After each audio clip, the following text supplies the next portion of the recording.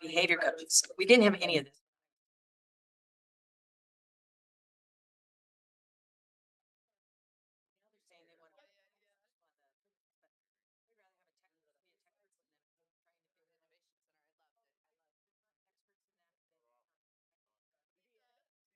Choices that we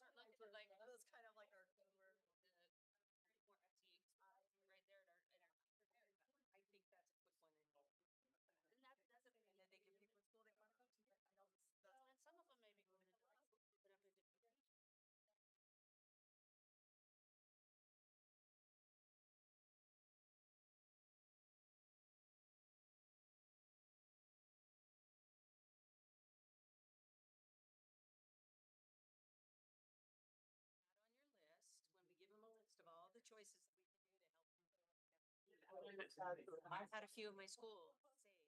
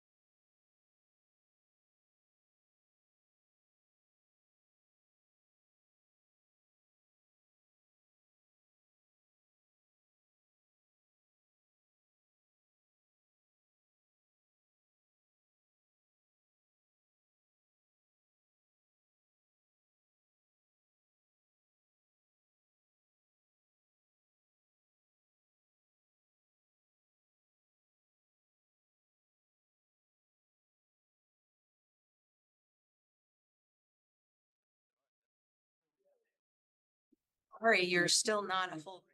I know you're a teacher, but you're not. Using him for brain booster anytime, but I'm sure we can come up with something else. Sorry. No, no. Exercise last time with the Chromebook stuff.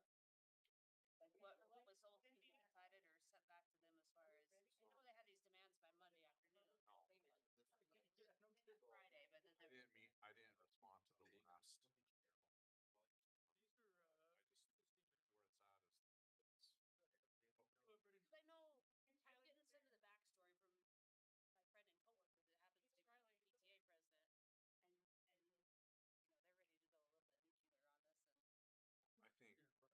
and I think they'll show up tonight, but it's okay.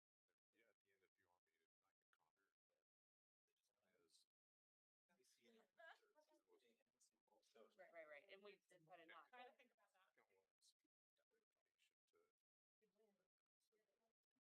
Try to think about that. Lots of inappropriate searches. Went through so fast, it's already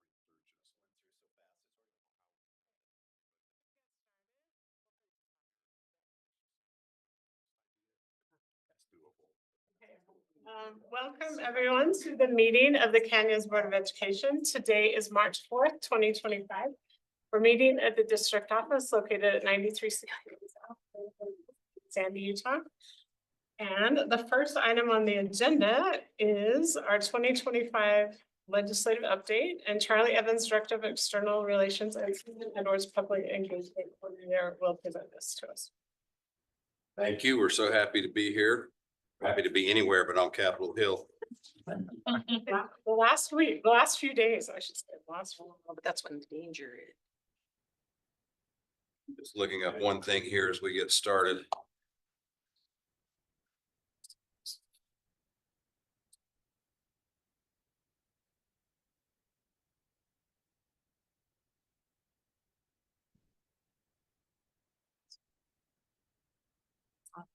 I'm just. Schoolhouse Rock. Yeah. Sorry, Jackson. You're good. Didn't pass the House yesterday. It's been read in by the Senate Secretary. in Senate room. Good. All right, where do we start? We have 3 days left. Well, can we start there? Well, we're just, Right. we're just worrying about this, school digital materials amendments bill by Representative Peck that, we've been tracking and working on. And that, we thought might not get prioritized, but it looks like it is going to get prioritized. It's just read in by the Senate, passing the House yesterday. That We'll not get us some hearing room. it won't get a Senate hearing. So, but that deals with sensitive materials and the way our Chromebooks are used. And so it's something that we need to be aware of. I normally don't say anything at this point, but we have been getting emails from parents that are worried about Chromebooks and what students are accessing. So I would just like in a public meeting to request that the administration study possibly restricting different apps on the Chromebook. So I think if the rest of the board is in favor of that. Bring it back on the 18th. I've got something too. Oh, yes. And Mrs. Lund. particularly, I'd really like to make sure that we do a deep dive on what's accessible at the elementary level. Yes, at the elementary level. Yeah, thank you. potential whitelisting. Yeah, I just think it's important for us to have a clear idea of what we're dealing with and the, you know, the pros and cons and considerations of what's happening there. Yeah, thank you. This is my work. Just to include on that, I know we had discussed this and that was brought up in cabinet meeting about the whitelist idea. So a whitelist filter for elementary and possibly middle schools that. Elementary. Okay, only elementary, but we need, I think, a deep dive in that. And then also in that presentation, would it be in a study session? Well, I mean, you said the next board Fitness. meeting. I don't know if that's enough time because That we're- I mean, our normal process would be like administration bring something in to maybe one of our subcommittees like operations and bring it forward. But I'm if anxious we to get can it. do I'm, if we have 4, I would like it in the next board meeting, just because I think in light of the latest incident, I just feel like the sooner the better. And I think it's imperative. I think there's a lot of things we need to also educate and talk about, as far as families and how they can protect their kids. So Okay, that's fine, Katie. I would say, but in the meantime, we probably need to implement some kind of restriction of student or teacher guided use of Chromebooks right now. I think a lot of our issues right now are during free use time and, you know, during free time. And so I think we need to implement something in the meantime until we figure out a solution on this, because parents are getting frustrated that they can access porn on their child's school on our school internets. The filter is not working as it's supposed to. Something that needs to be done as we have time to study this, that we can't just let this keep dragging out for. Just don't like to do extreme steps without taking time to study something, but I'm just one board member, so Mr. Edel. Completely caught off guard by us trying to lock down. Like, I had no idea we have any issues going on at all. So, like, to say we need to completely lock down the Chromebooks because the students are accessing porn, but that's brand new news to me. So I would certainly rather know what's going on before we overreact with our banning on Chromebooks. I think if we have 4 board members, we can get it on the next agenda. And I think time is of the essence. We have had some incidents, and that's why this dialogue is happening. And some of us who are representatives of areas, there's been some dialogue from the community. So I think there's a lot of things that we need to discuss and look at. And I'm one board member that I would be very much in favor. And I think studying it out sooner rather than later. So I agree with Andrew. It's difficult to make a impulsive reaction decision, but I do think it's imperative. Time is of the essence that it should be on our next board And agenda. I'm fine with that. So you're good with I that? think we're all supporting. We have 4. Supported. Great. Okay, next board meeting. Thank you, administration. Okay, now back to our legislative. Back to our legislative update. Thank you. We call that a hijack. It's been a hot topic at the legislature, and there will be a bill next year. So it Thank you. certainly doesn't hurt. Got to get ahead of the curve. I thought we would just go over briefly the bills that are on our hot list that are still alive. And we'll go over them quickly unless you guys have questions. And if you do, feel free to stop us. We're prepared to talk about any of these at length. So if I move on too quickly, stop me and we can talk. The school safety amendments is still alive, and the only reason it's still alive and not passed is they were waiting for the appropriation, and the money has been appropriated. They asked for 50 million, they got 25 million. I suspect that will pass the House on the bill, when they do the bill of bills, which will probably be Thursday. So that'll probably be in the bill of bills and pass on Thursday. And that's the school safety amendments, which was only, again, Find us the number. House Bill 40. Susan and I have just divided these numerically. I've got the first half of the list and she's got the second half. House Bill 77 flag display amendments, that is still alive. It is on the Senate second reading calendar. I would imagine that it will pass, be considered, and probably pass. Today's Tuesday, probably tomorrow. House Bill 24, education, industry, employee privacy. That bill is, it's enrolled. Okay, so that is done. Sorry, that's in enrolling and headed to the governor's desk. House Bill 156, education board amendments. The Senate held that bill, still technically alive, but probably dead. House Bill 168, artificial intelligence education. Representative Dufay had a favorable recommendation out of the Senate committee, probably pass the Senate and head to the governor's desk either tomorrow or Thursday. Could be Friday. House Bill 237, the rollback tax amendments by Snyder. The House has concurred on that and it's headed to enrolling.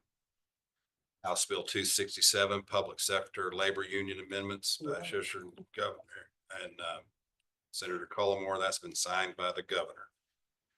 House Bill 268, privacy protections in sex designated areas, signed by the governor. Is that where you picked up? Probably. Is there House Bill 280? Oh, no, House Bill 124, education. No, you're right. Take it up. House Bill, let's see if there's anything in here. The school district administrator authority by Perucci, that one's just been held.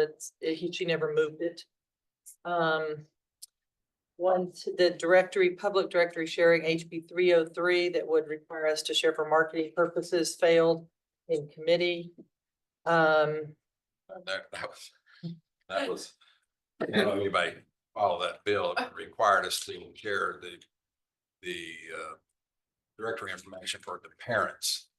Any charter school would have requested for any school, the directory information to the parents of the children in our schools. Had their phone number, their address, everything. Well, I saw, yeah. But had that passed, I thought we should really just ramp up our marketing to charter school. We can outmarket them any day of the week, I think.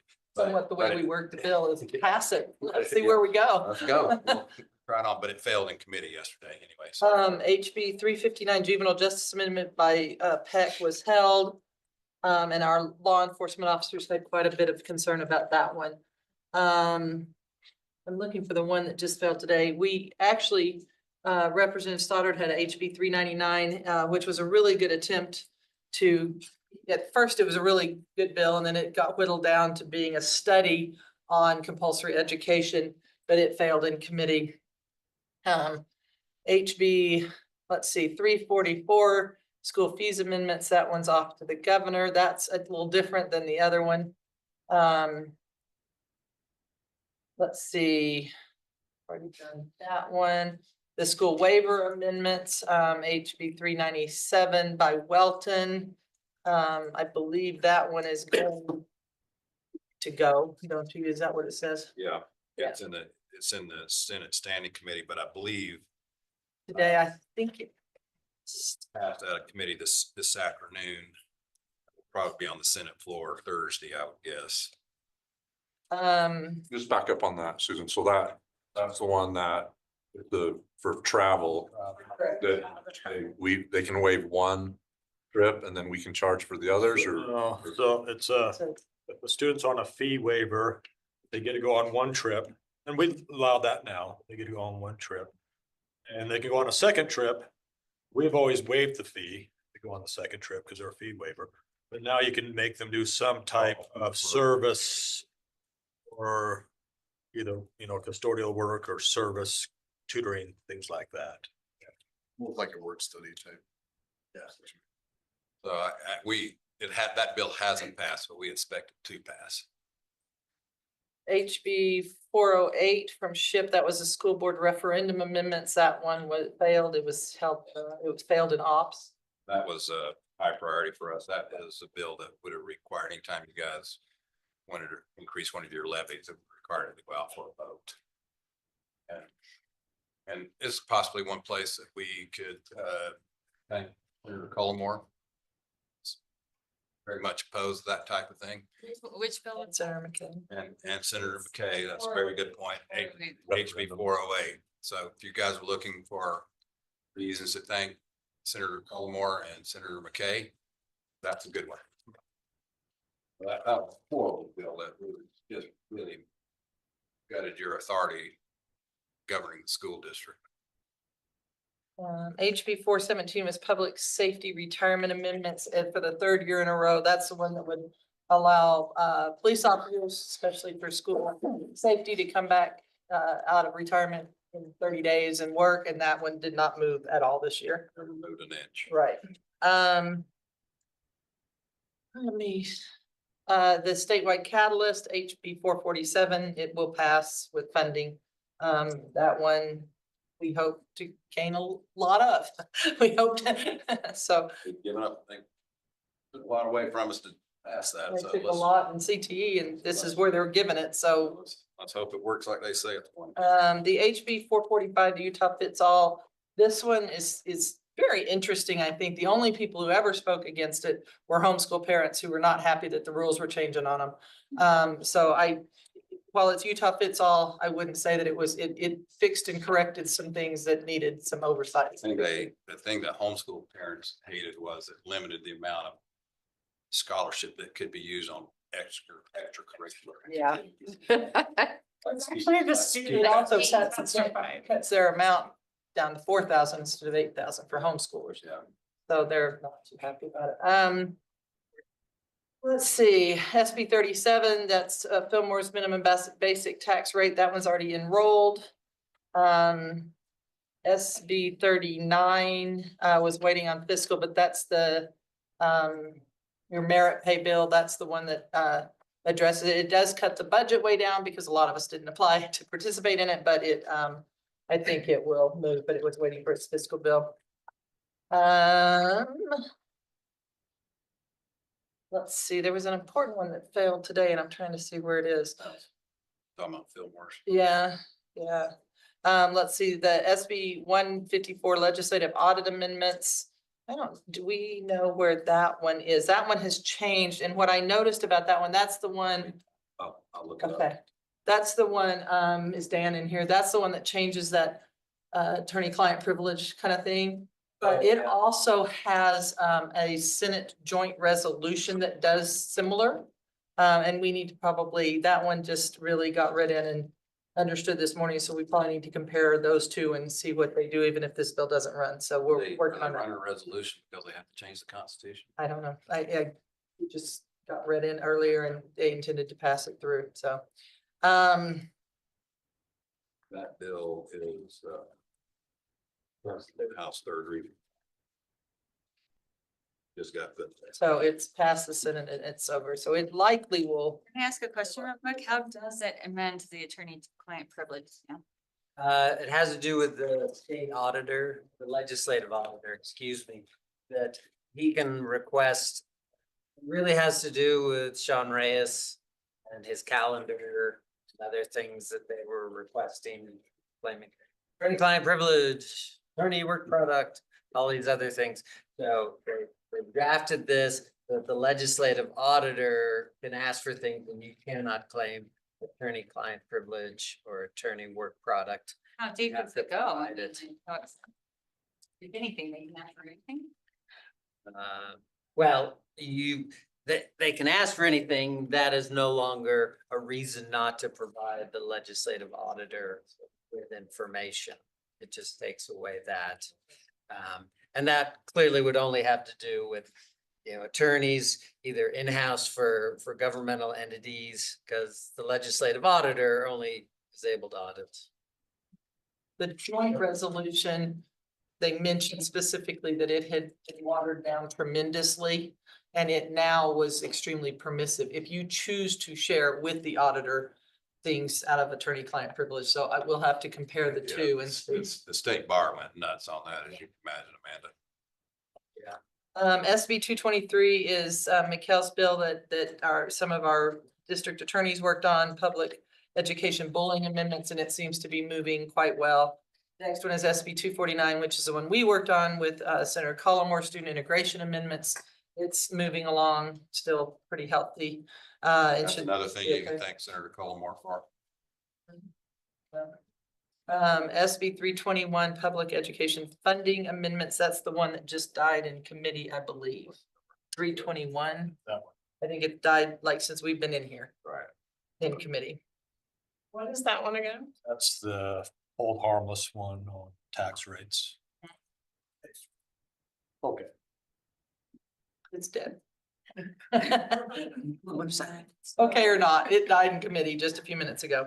And then SB 330 cosmetology modifications. And it's back in rules, it's dead. SB 330, the cosmetology modifications is a hot freaking mess that was not aimed at K-12 supposedly.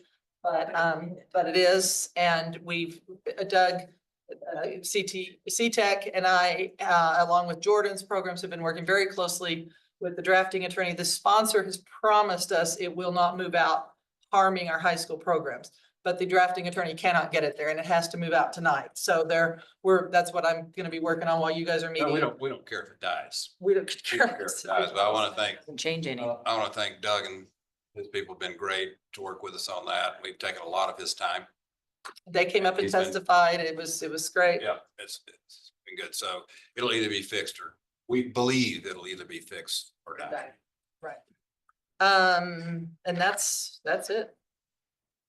What's still running, what we still have hot and going on. On 337. 337, I'm gonna say about it, it's, Like, do we know how it actually impacts schools? I mean, I know this is like this is the Beehive Corporation thing, which I don't know if yes, we're following. I think that we probably shouldn't spend any more time on 337.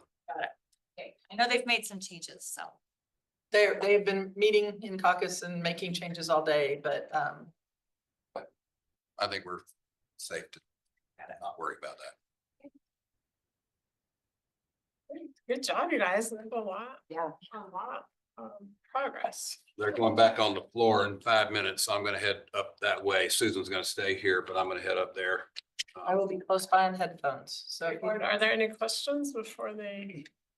Thank you for all your work. Thank you. It's been a brutal session. Boy, it has been. Yeah. Brutal session. We'll see the number count. I mean, we should be pretty close to being done, but I don't know if one of our packets ever been that thick before. I didn't think anything could get worse than last session. Next year, you're gonna go in for the day with hockey gear, Everything right? you're doing. Mask. Thank you so much. Okay, thanks, you guys. Okay, the next item on our agenda is the Canyons Innovation Center update. And Leon Wilcox is actually going to do this up. He looks a lot like me, but A little shorter. All three. just a little shorter. Tall blonde quarterback. I walked into that one. Set it I up. know, geez. Just a couple quick updates. I want to acknowledge Renewey. Many of you have met him. He started with us yesterday. It's gonna be fantastic as our Innovation Center Director. Excited to have him here. He'll be speaking to you at the end here. I'm just gonna tee things off. Give you a couple quick updates on the eBay building, the property itself. eBay has given us the notice that they will be vacating at the end of this month, okay, into March. So they're on the process of exiting. We do have a final walkthrough with them scheduled in a couple weeks with now to go over everything, all the furniture and everything that's staying there. So starting April 1st, it will be ours. We will be, you know, so to secure, we're in the process of making sure it's secured and everything like that. So there's where we're at with that. A couple things that should be noted, and I appreciate Charlie and Susan's great work. You know, as we look to make modifications, as they noted, the catalyst bill, $65 million one-time money for these type of upgrades to these types of centers. So we're excited to hopefully tap into that. I know last board meeting, we had Rich Nye here talk about the credentials. You know, it was big. That also passed, you know, and got funded about $27 million. So that's big going on. Want to acknowledge our MHTN team. They're going to be doing the bulk of the presentation here. Allison Lee, Angela Rose, and many of you know Brian Parker. He's been here kind of with us doing projects almost from day one here. Yeah. So, and then Scott Later is out of town traveling, but he's also been with us. I want to acknowledge, you know, we have broken off from long range planning and the Innovation Center, two different committees, which I'm glad. We really got to wrap up our process and schedule here. So big thanks to President Schill, Amanda and Holly serve on that committee with us. So we'll be meeting every couple of weeks and then bringing updates to the board. So with that, I'm gonna turn it over to Allison. Ask her to go through this presentation, what you have out there on board, that's her and Angela, hopefully in 30 minutes if you can. Then I want to give some time to Rick to go over where we're at and his view, and then also give some time to read. President Schill, would it be okay if maybe if they can go through their presentation first, and then we could come back for questions? Okay. Is that okay? Okay. So we'll have you guys go through. Usually helps to go quicker. Yeah, we'll speed through, so you have plenty of time for questions. Look here. Perfect. Do that. Okay. All right. Awesome. Well, thanks for that introduction. So we're just gonna quickly go through where we've been, both where we were before we reported to you last time, just as a reminder, and then also where we've been since we reported to you last time, which feels like an eternity ago, but it really wasn't that long. And then we're going to go through some of the information we're including from the industry partner strategy sessions, and roll into our guiding principles and how those have related into physical spaces. And then kind of some early diagrammatic ways that those spaces start to filter into your building. And then just a little bit of cost data. So with that, kind of where we were before we reported last time, of course, I know quite a few of you went and toured facilities, and then we had several feasibility workshops and some teacher engagement. And then after our last feasibility workshop, we really rolled into what we called this master planning phase. So initially that was with long range planning, and now we're calling it our innovation steering workshops. So you'll kind of see that language change.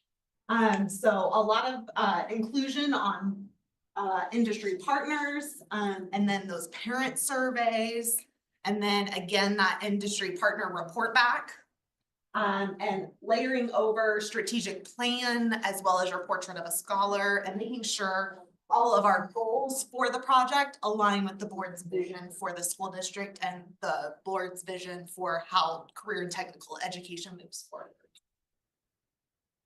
I was about to say any questions, but I'm not supposed to ask them.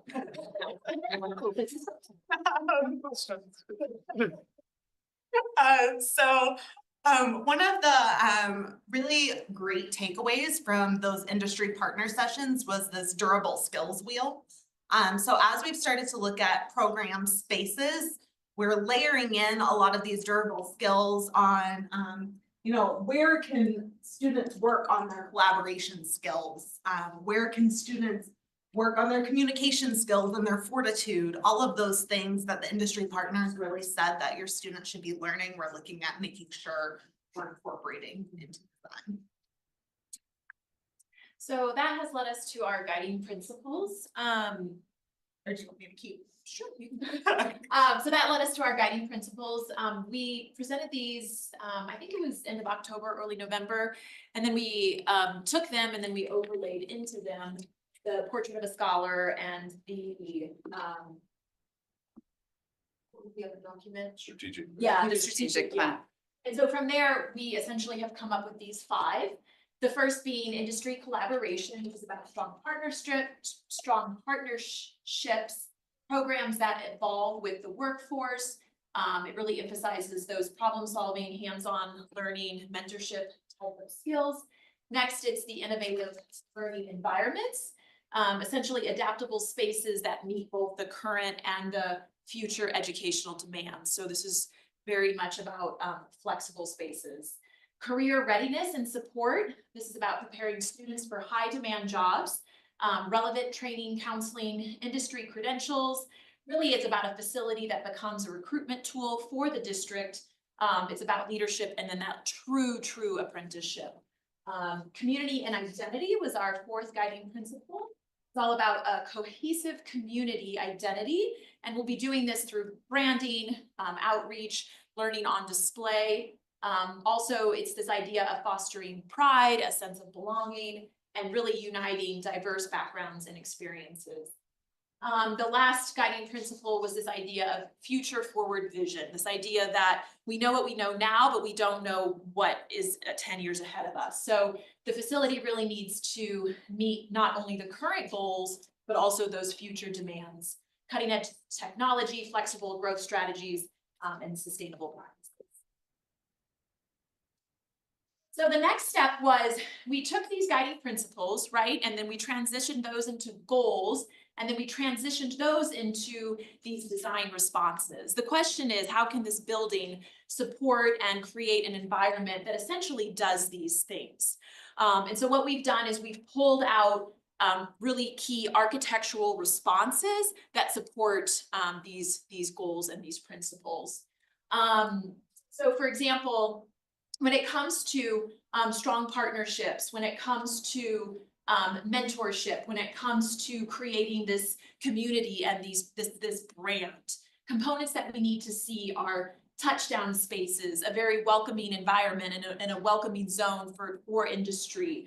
We need a strong branding package and an intuitive wayfinding system. When you take these components and you kind of smush them together, and you'll see this for the next 8 slides, what we've developed is 8 key spaces. And that first key space then would be Partner Pavilion.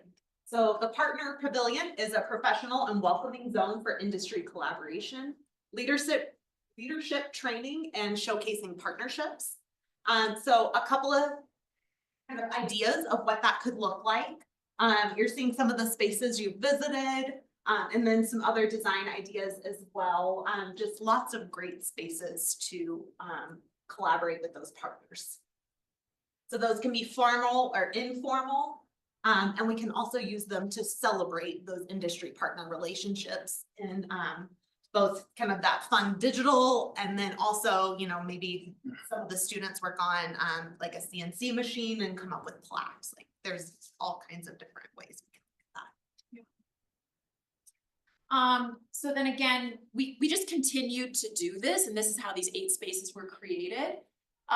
So other goals that we really were looking at, how do we create an environment that allows for problem solving, hands-on learning, but also that meets these current and future educational demands, which we know are going to be really tech heavy, right?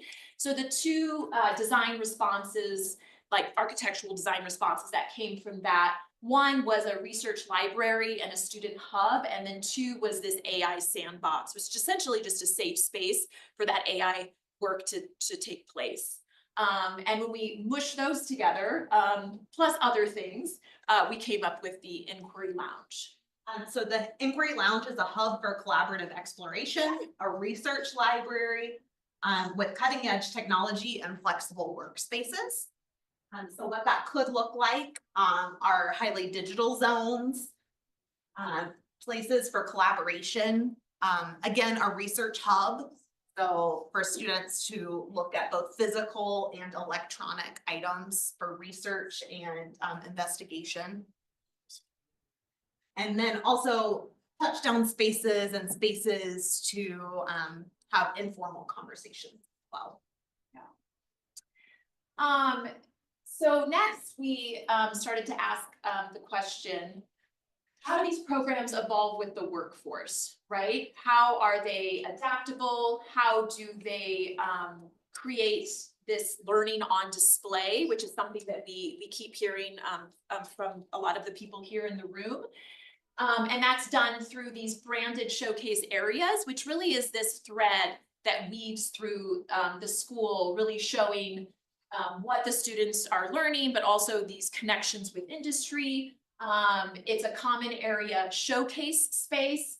And again, it's this learning on display, which is just this transparent open spaces, just constantly showcasing what the students are doing. So this key space, we named the gallery. So the gallery is a showcase for student projects and achievements. It's designed to inspire and foster connections through visibility and recognition between themselves and the community at large.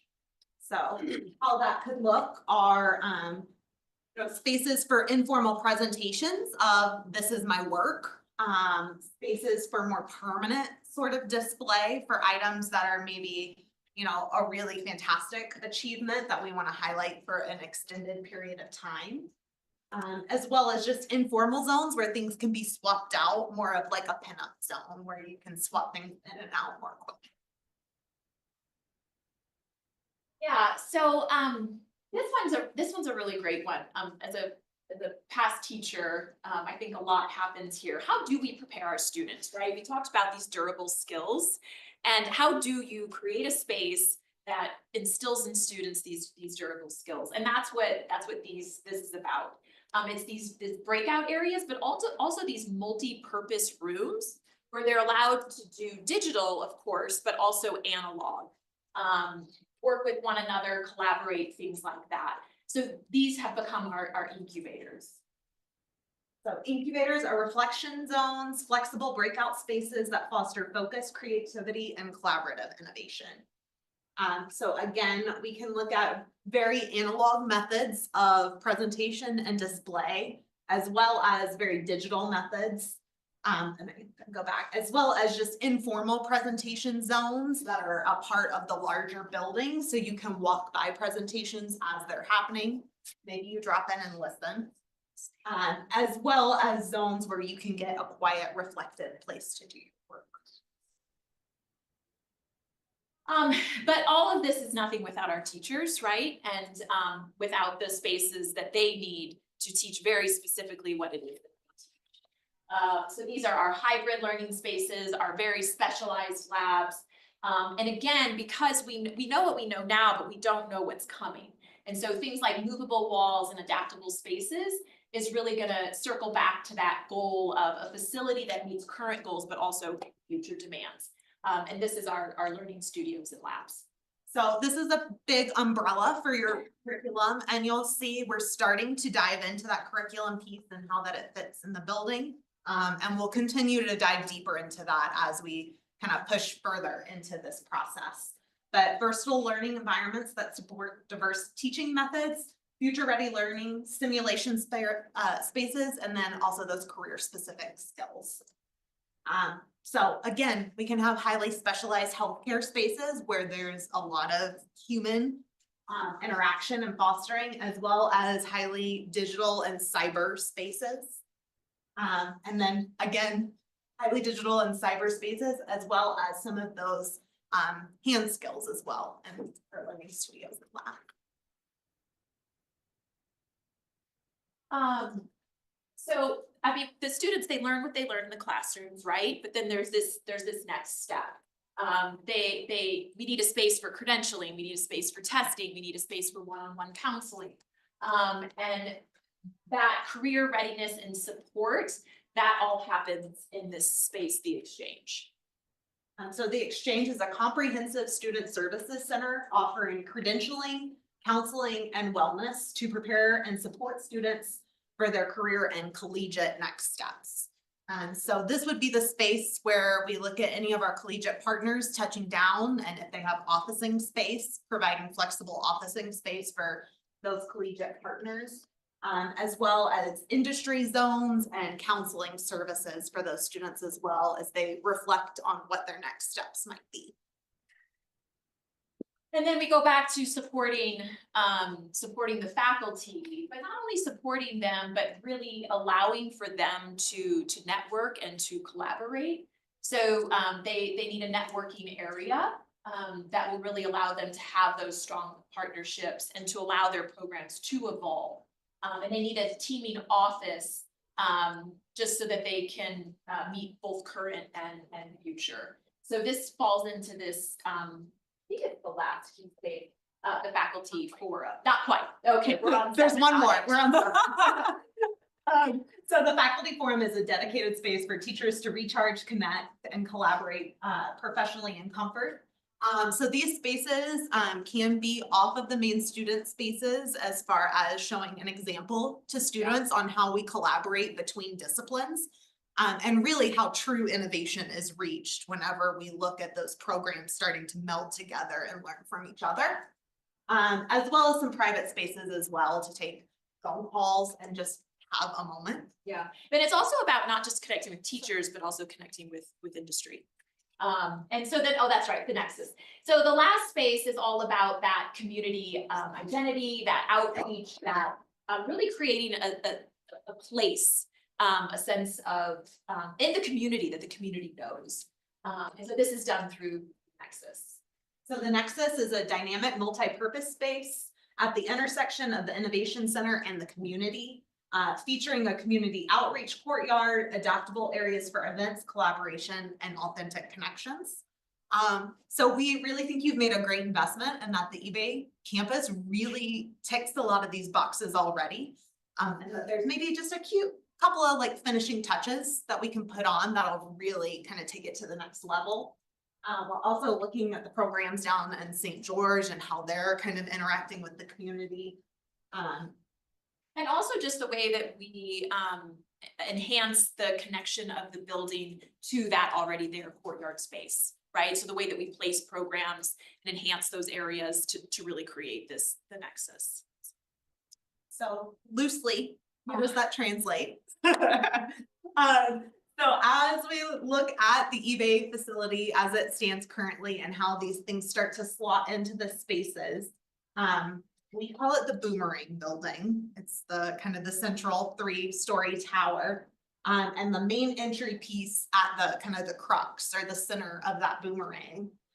So what we're looking at is when you enter the lobby, having a portion of the partner pavilion, so where we're showing industry partners as well as displaying and thanking people who are spending their time at the center, investing in our students, as well as kind of the start to more of those formal presentation zones, so a very active presentation area.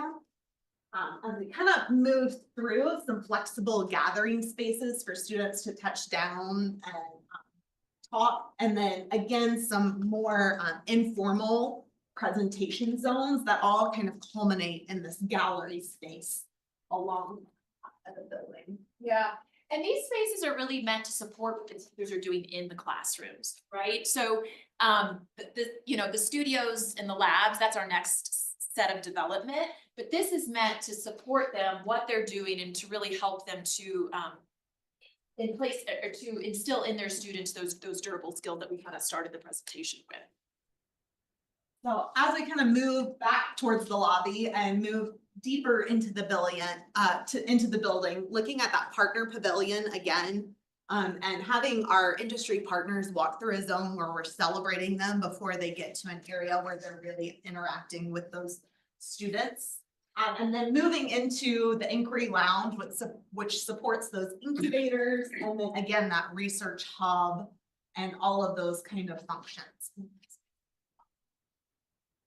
So again, next step is to really start incorporating programs that are existing into this building. And as we look at that, a couple of easy ads you're seeing in the second column as far as spaces and curriculum that's already somewhat supported. you're seeing massive ranges as far as cost on a lot of these programs. And that's because they could both take up more or less square footage, or we could look at doing more or less to the space. And then our final kind of piece is adding in all of these additional support spaces, building upgrades that are necessary, pulling off the eBay and adding in companions. That's it. That's great.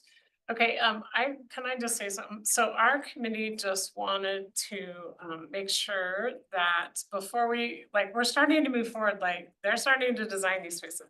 But so what we wanted is just to make sure that they are capturing the board's vision. Like, are we all okay with this? Is there anything we're missing? And are we supportive? So that is our committee's idea, this presentation. So thanks, you guys. Mrs. Pedersen. I like what you've planned for the main floor, but the part I don't see, and I want to make sure that it's planned as well. What is the trade building part going to look like? Because you know you can't put diesel mechanics and welding and construction. Yeah. And how are those going to be, because we feel like it's going to have to be an outbuilding because it's way too expensive to remodel. Is there plans for that?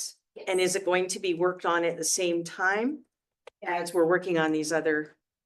So we're looking at filtering in this whole list all at the same time, and you'll see the asterisks on several of these programs, that denotes that building or that program will go in that building. That will be kind of designed at the same time that we're looking at designing the space. Can I jump in and just comment? So that's one of the important pieces to tonight that I wanted to talk about is, our thinking is, Leon can jump in on this, but we'd like to go out to bid on that building early fall, maybe September. Considering the budget, and where we're at with square footage, we're thinking in the 25,000 square foot range. So you're in the 7,000 to 8,000 square foot per program with those that we 6,000 carry over. My math's off a little, isn't it? programs there. So, but to do that, and I know this kind of presses the issue, the programs that are listed are just what we're offering. So when you're thinking about along with that, and a lot of these are embedded, and later I've asked Ree to just talk a little bit about how we're clustering this with those ideas and what that might look like. But things like computer science, that you can see some of that, arts integration, obviously in digital marketing, and there's other spaces, linguistics, robotics, aviation, drone technology, energy, which that would include electric, solar, wind, fuels, teacher preparation. I know some of these didn't get a lot of love in the industry focus groups, but we've talked about them. Teacher preparation, tourism, hospitality, and service with the Olympics coming up. Again, artificial intelligence was mentioned, virtual reality. So you can kind of see the bottom, go to that last budget. So you see that number and that range. I don't know that we can bring over and do every program. But I think that's kind of the next conversation. So maybe at a roundtable coming up is to really flesh that out. But just for me and us tonight, committing to the programs that are there, we really need to move forward if we're going to put out a bid and an RFP on that building. And two, just, I'd really like to get Reed over to our current CTEC with Doug and their team. And I appreciate all of our team from MHTN.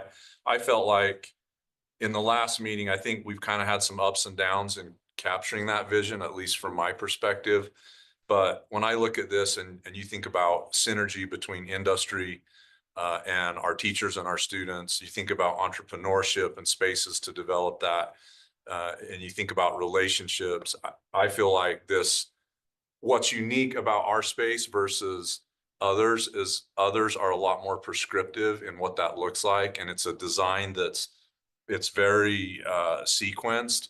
And this is a lot more flexible. And that's something we heard with our industry partners over and over and over is, can you flex? Can you adjust in 5 years? If industry demands are different, how do you adjust to that?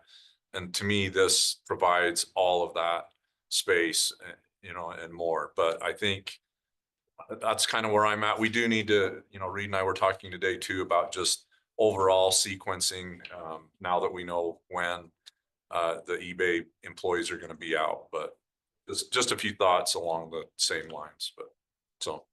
Sorry, go. Yeah. Yeah. I just want to add one more comment. It's a comment, not a question. When we were on the listening tour yesterday with our, sorry to be on the trade side right now, but anyway, we were listening to our what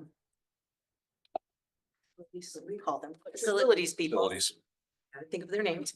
The facilities folks, they're aging out and they're the ones that are maintaining our buildings.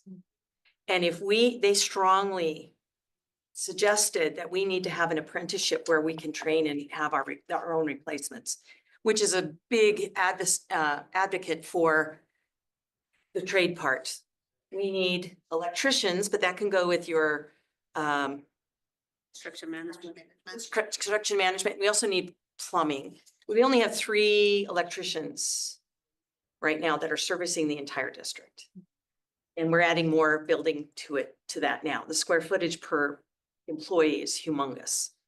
And so, and I hadn't really thought about that, but More one of the than reasons- half of the employees at facilities have been with Canyons from the day the district opened. We asked them to raise their hand. It was amazing. yeah, it was a lot of it. And they love being here, even though they're being paid considerably less than not only the market value, but even some of our other employees. They're really low on our pay scale. But nonetheless, I really would like to see some clustering with those kinds of skills as well. And that's why I'm really pushing that we need to, because if we don't have those kind of skills also being developed, we aren't going to have homes for the future and we won't have our own employees. There are not a lot of people out there that are going into these particular trades. Ask Doug. They're a little tricky to find, right? So I'm just saying that I love what we're doing. I think we're going in the right direction, but I don't want to leave that part out because we have to balance both. Not just the technological side of it, but also make sure that the skills that someone could learn to do that could pay for their college further on or make their whole career. I just think that just kids need those options. Mrs. Oak. I totally appreciate where you're coming from, and I think there's absolutely a place for that. I also want to remind us that in our meetings with the point committees, there is, a lot projected about what is going to happen in 4 key industries: energy, cybersecurity, artificial intelligence, and biomedical development. So I want to make sure, and along with our industry partners, that's what we're capturing is the potential for these kids to be able to take what they estimate to be 17,000 jobs coming. Want them to be prepared and ready for those. Of course, some kids aren't going to want to go into those No, industries. I think we need a right? balance of both. We need to Right. have both, so. But I just want to make sure we don't eat up so much of the No. building space, But this is a new the book. pre-existing programs, and not have enough space to be able to fully develop and rise up to the need that is going to be there in the future, right? And that we're aware of, and it's really our responsibility to see several steps in front in order to be able to anticipate those needs so that we're ready for when they arrive. Right. So anyway, that's just my thought. Thank you. Mr. Adam. So thank you for the presentation. It was great. I appreciate all the work that's gone into this. I mean, this is such a long time coming. It predates me. And I'm super excited with the path we're taking. So I just wanted to kind of extend my support on how excited I am to move forward with this. I'm excited to have the innovation committee really able to dig in and then to bring a lot more details and a lot more of that groundwork to a roundtable. And I know it's not my part here to do those details here. So I just want to say how excited I am for the path that we're on. And I think it's great. This is going to be amazing. Thank you. Anyone else? Mrs. Nymer? I was just gonna say, I do think, yeah, we really need to, I think that study session is gonna be very imperative as we are looking at the different programs and making sure we have spaces. And I do, it's going to be fantastic. We do need to be very conscientious about the money we're spending as well. And even think of it as a phase 1, phase 2, phase possibly, we just need to really think, because we need to think about, what are the financial repercussions for us as far as setting tax rates and things like that. So I think this is amazing and they're doing an amazing job, and we have a lot to go over, and that study session is going to be a big deal. Great. Or roundtable, right? Roundtable, sorry. Yes. Roundtable. As soon as We never sit at a round table. It's too bad. The rectangle table. We can get you a round table if you need one. You'll have our own. I just want to really thank Angela, Allison. They've been doing a fantastic job. It should be Good job. noted that Allison is also hitting up Jordan High in her missions at Eastmont too. So she's I'm Canyon strong. she's catching. Yes. That's right. She's got the lingo down and everything. So a great job. I don't know if you want to say anything else, Rick, or should we ask Rick to give a? Yeah. Thank you. Appreciate it. I too want to, MHTN is one of the very best in the business. Had great experience with them designing buildings in the past, and just fantastic partners. You've selected well, and they get it. Day two, I haven't got the answers. I'm working on it. Superintendent and board, thank you for the time. Superintendent asked me to maybe put together some concepts, and I kind of want to echo what's been said. Number one, I left welding off the new building. Apologize for that. I kind of put this together rather quickly, but wanted to just float a couple concepts in terms of what my communication with the committee in the meeting last week, and the superintendent working with the architects in terms of a bit of visioning. Appreciate Mr. Hollenbach, Beck, excuse me, and Ms. Brown being here. They've been outstanding, as has Mr. Sherwood, Ms. Goebel. It's a big collaboration coming together. I met with Mr. Wolford today, head of facilities, and we went around the building and tried to get some perspective on that. And he is awesome. He's really an example of kind of what we're talking about in culmination of what we can offer for our students. Here's a man with a bachelor's and a master's degree who's a master tradesman, master craftsman, and he leads our facilities department in Canyons. And really, his story is a great example of what we can build here. So as what I've done is just put some clustering together. As we talk about learning spaces, I like the durable skills moniker, but I like durable dispositions better. We want to develop dispositions that emanate from our kids. When they attend a center such as this and have experience that's profession-based, we want them to develop a durable disposition that they now leave with, and that emanates from them. So I've just put together a little bit of clustering as we move forward of a vision for the board to consider of the learning spaces. Learning spaces are going to be critical because that's where our kids are going to learn. That's where they're going to rub shoulders with industry. One of the things that I've learned with this model that's been most effective from the experience I've had is it's kind of a bit of a flipped work-based learning model, in that we have to make sure we're at industry standard in our professions that we're teaching.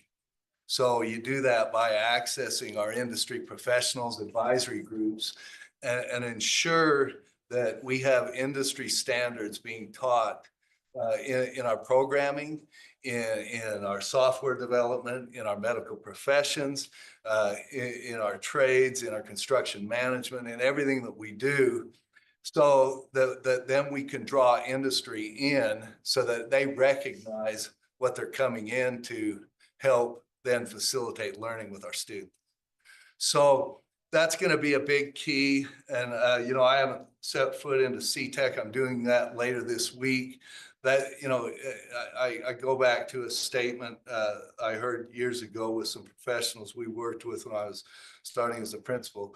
It's always people, never programs. And we've got to invest in development of our faculty members, our staff, and then hopefully our students and our community. So, you know, when our students enter a center like this, we want them to experience the whole gamut of what we're doing, whether it's a welding student, diesel mechanics, or a computer science, gaming, and coding student. And I think the way that we develop that best is first of all, we develop a building that facilitates interaction and leading into programs. And, you know, the superintendent talked about flexibility of space. I agree with that. But also we've got to develop our programming so that it interacts with each other. And that so you take a student, for instance, that you know, maybe they are diesel mechanic student. There has to be some marketing development with that diesel mechanic student. There may be some drone technology access, maybe some medical profession in there as well in regard to safety, so that everything kind of touches each other as we develop those programs or have the opportunity to do that. So this is, like I said, this is very early. You know, the thing that's so encouraging, and I commend the board on your vision and foresight.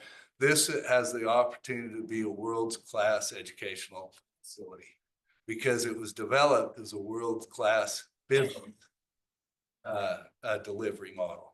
And, you know, it's just really an opportunity. I love what Miss Jones said in her and Miss Edwards' presentation when they talked about a real unique window of opportunity, and what the board has talked about tonight. I think the table's really set for that. So, Superintendent. Okay. I'm just thinking roundtable March, when do we want to? I mean, sooner the better. 18th. Like our next meeting, unless. For which part of it? It was a study. Whatever. Study. So I'm kind of thinking in line with, I mean, reads kind of the vision we, right from the start, we kind of envisioned that right in houses. And this isn't non-inclusive or all-inclusive considering those other programs, but I think if you want, I'll email you the list that I shared with you, and then you can start to kind of formulate where those programs fit together. And then on the 18th, I think we really got to get down to, okay, just opening the doors. These are the programs we're committed to. And that could mean within the next, you know, like you're saying, Holly, phase 1, phase 2, over time, consider others. But we got to get at like, what are we going to open the doors with in the fall of 2027? It's important. I mean, we did a student and parent survey. So I can share that with the board again. Okay. I mean, that should be on board. Yeah. We should just review that when we're talking.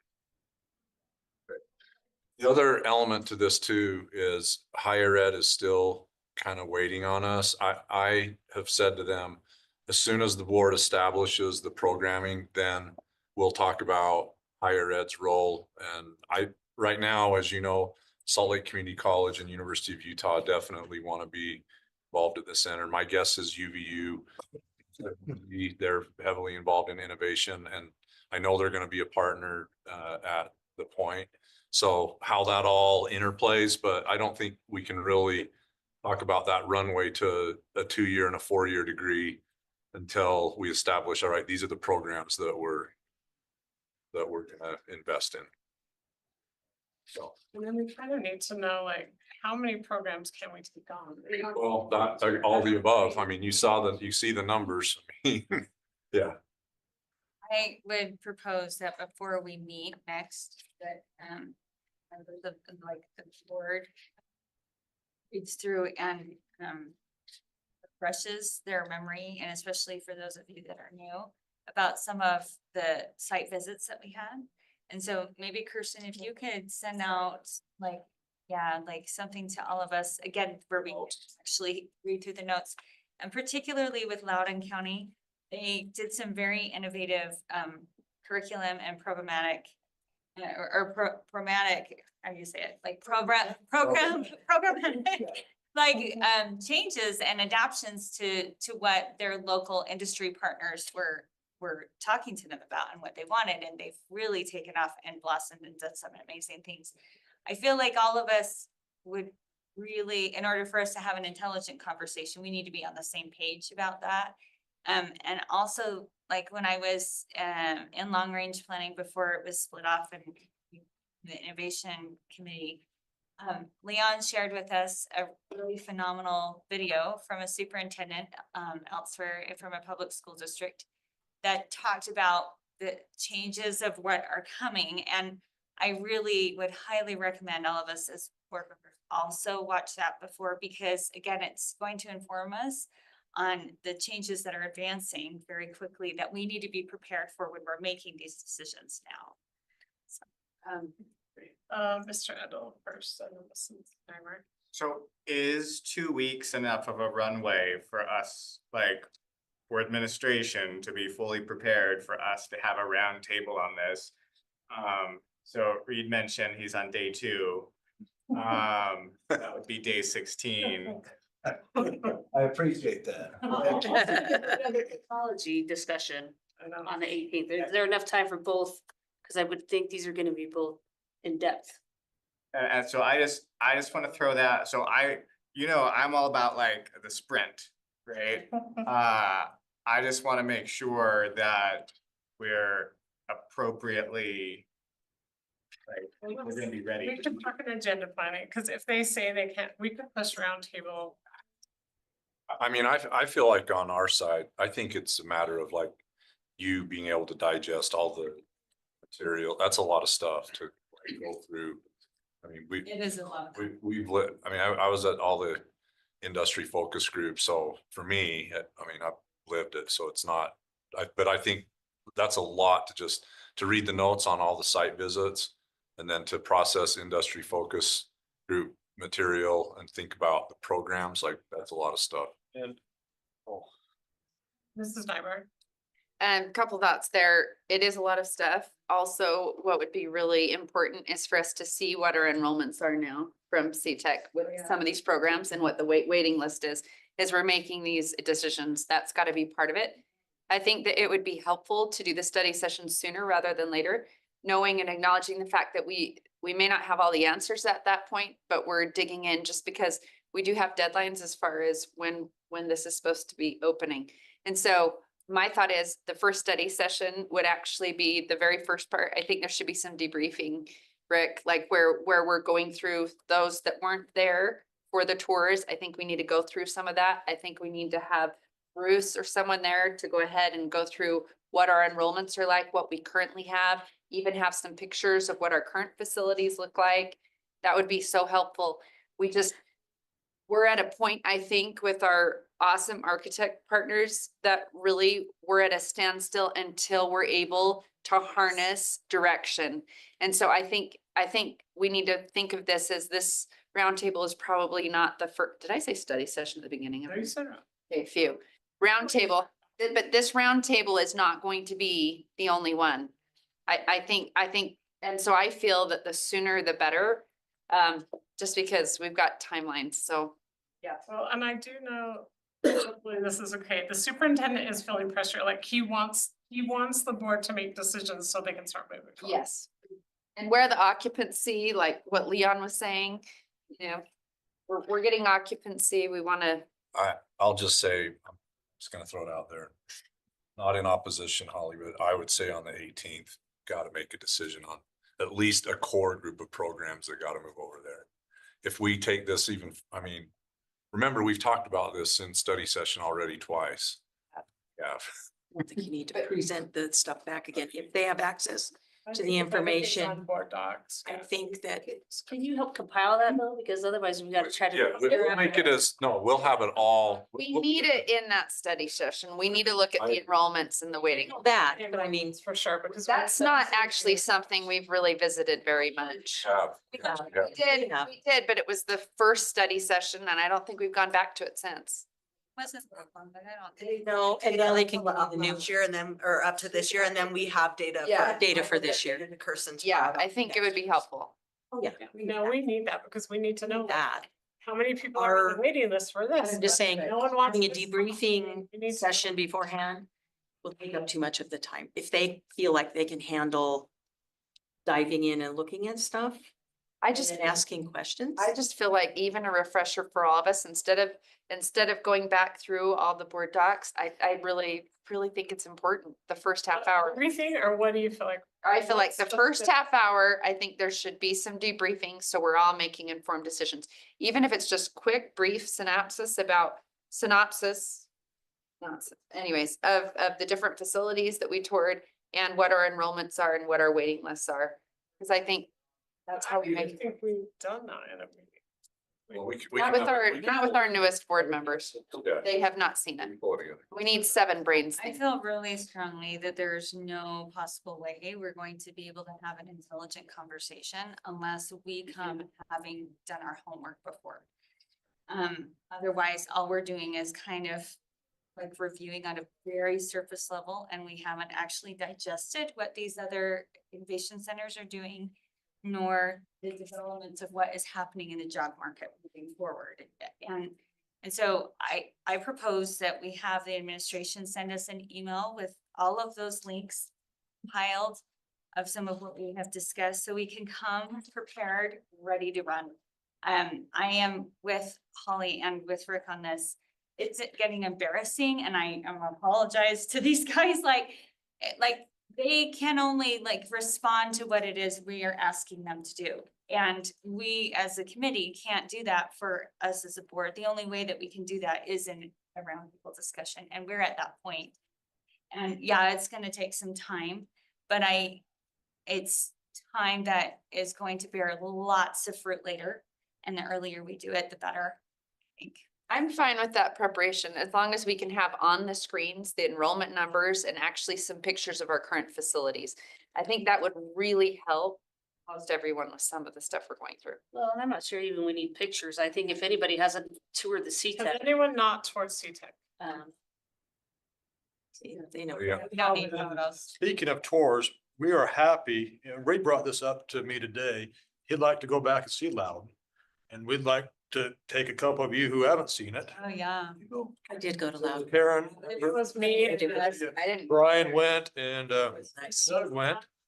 So we'd be happy to go back there, and Catalyst is just, half hour away. So I think we'd love to get tours for any of these that we can do for you. But I just feel like that's Yeah. probably sooner than later It's though. gotta be soon. We're moving. Swan Center up at University of Utah too, I think. We need to. Catalyst is close. I mean, And we could, probably the next board meeting after the 18th is 2 weeks later, April 1. We could look at moving it back then if, 2 weeks are probably not gonna, No, it's. No, it's just before we go to US. just NSBA, just before NSBA. SBA and spring break, but you could look at that day if you want. We are meeting, just so the board knows, we have scheduled every 2-week meetings as the committee. So we'll be meeting again on the 11th and the 25th. I know, again. Other things. as I was well. just thinking too, now we're at this point on a regular schedule, just like a time certain for the Innovation Center that even if, like, you remember during COVID, we actually just had a spot on the agenda Yeah. every meeting. Me too. And even if there's nothing there, we can just Yep. have a I did. quick talk, but I think making it Really good. certain that it's every meeting, there's a space there. I think that's good. Okay, anything else for? Sounds like we've got a good plan. Oh, Mr. Edel. So I just wanted a small comment with Holly and Amanda's comments, because I thought that they were great. But to just kind of reiterate what Amanda said, that we've absolutely got to have our homework done as we go into this. And what it sounds like we're ready for the sprint. So I'm super, super excited. We've got an ask. So I just wanted to reiterate that superintendent asked us, to be ready to make some decisions in 2 weeks. And super excited. So thanks for all the work. We need to make some.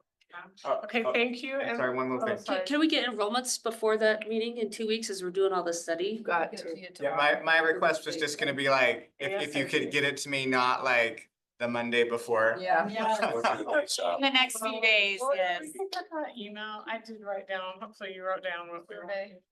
Survey, the site visit stuff, the industry partner stuff, Leon's video, and then the enrollments. So there's 5. I don't know, Leon's gonna have to, I think it was in operations. Yeah, I have.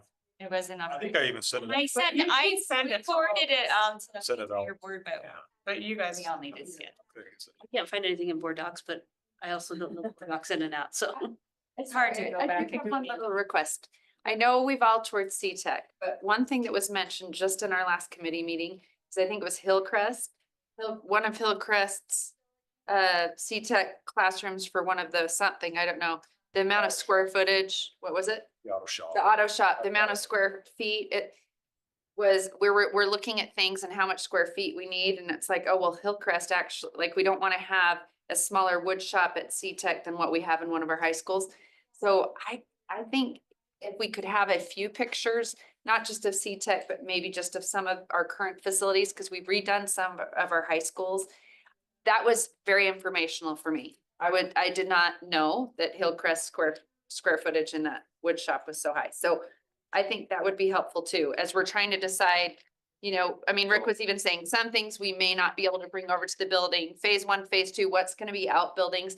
I think to have a general inventory of the spaces we have and maybe a few pictures would be helpful. Let me just comment on that. So I talked with Reed and with Tom, and I think this is a big part, right? of Yes. Articulating what lands at the Innovation Center, what lands Yes. in our high schools. And Reed will work with Tom and our high school principals to, and maybe in that roundtable, Reed, that's something that by then you had conversations with our principals and with Tom about articulating what that looks like. Cause there are gonna be programs that are specific to the high schools that Yes. they may want to keep more local. Yes.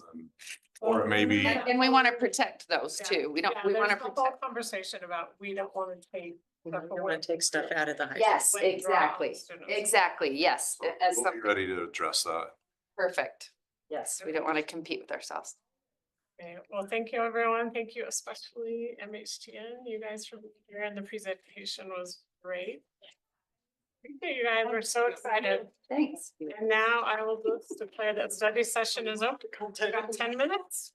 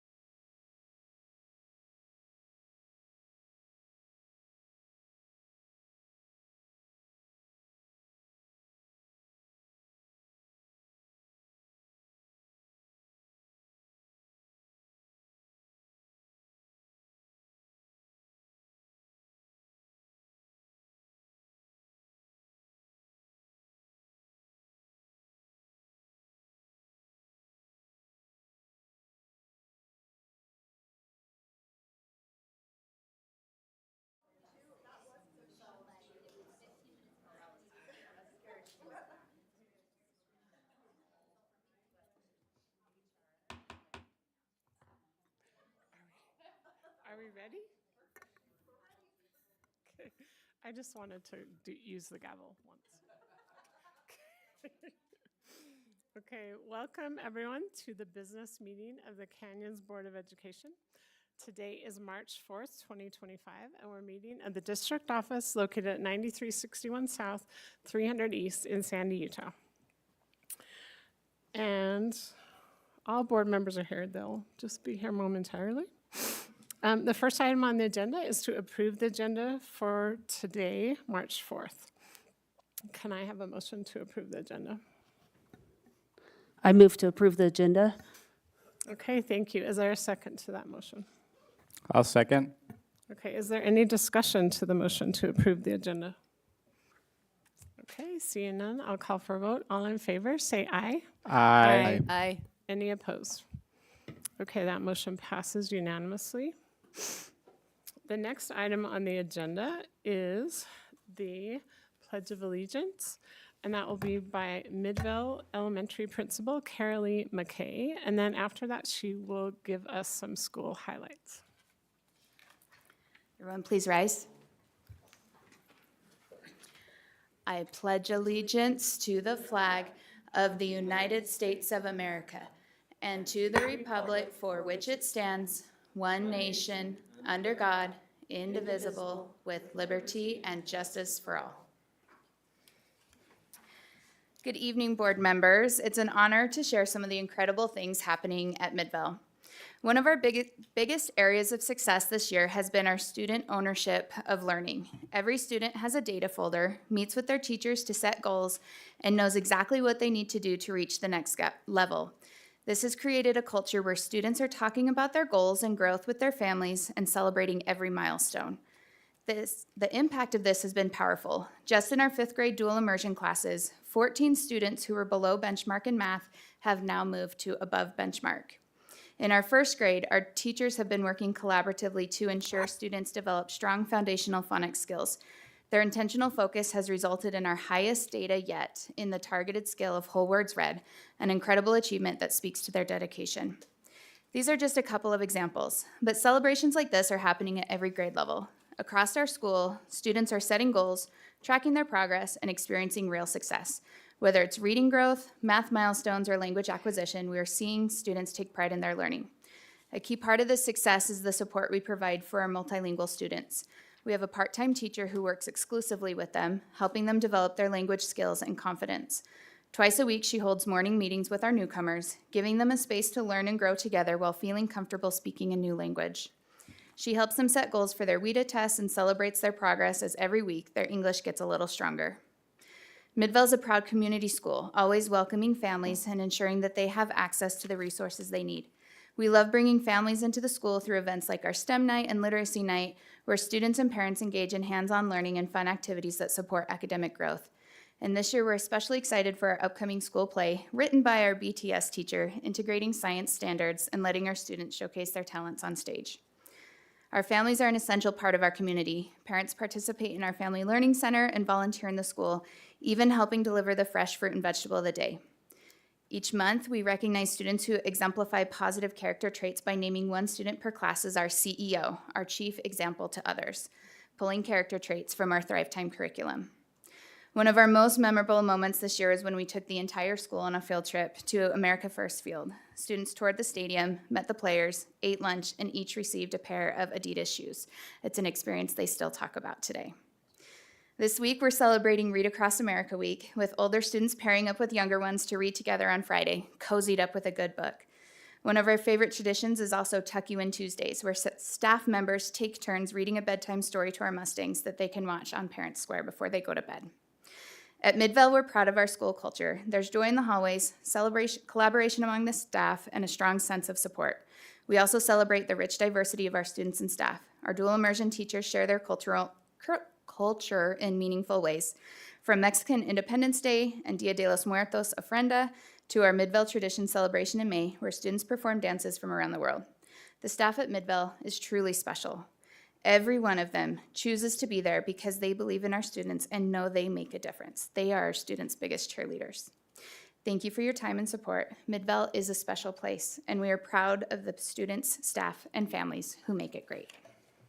Okay, thank you so much. And we love hearing about Midvale, and please pass on our thanks to your staff and students. Thank you. Thank you.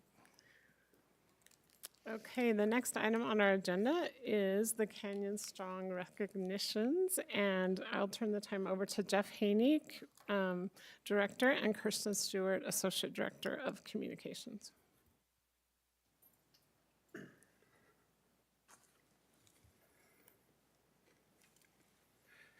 Thank you, President Schill, for this time to recognize the achievements of students and employees of the Canyon School District who have gone above and beyond in their pursuit of excellence. I want to note that tonight's board meeting is being broadcast on CSD TV. You can see that I am wearing my CSD TV button. I've given one to every member of the Board of Education. The administration also has one. I want to note that this is a learning program in Canyon's district, and tonight, Spencer Lee from Union Middle School is here tonight to work with Canyon's CSD TV personnel in producing tonight's board meeting. So thanks to Spencer for being here, and I hope he learns a lot as he helps produce this for our community, so our folks have a better idea of what's happening in Canyon's district schools. Now, before we name our Canyon Strong honorees tonight, I wanted to share a few photos taken today at the talent show at Life Skills Academy. And that's our education program for adults with disabilities. And what a special place, the Life Skills Academy. There, we offer classroom, community, and vocational training to help students 18 to 22 years old transition into an independent life. Now, this week, the school is celebrating Inclusion Week, and that highlights students with disabilities and the gifts they bring to all school communities. When we create environments in which every learner is celebrated, supported, and empowered to reach their own full potential, then we all become Canyons stronger. The LSA Talent Show, Dr. McKay Robinson and myself were able to attend today. It featured songs, dances, stand-up comedy routines, some of the very best St. Patrick's jokes I've ever heard. It was phenomenal. There were a lot of cheers, there was a lot of applause, and a lot of smiles.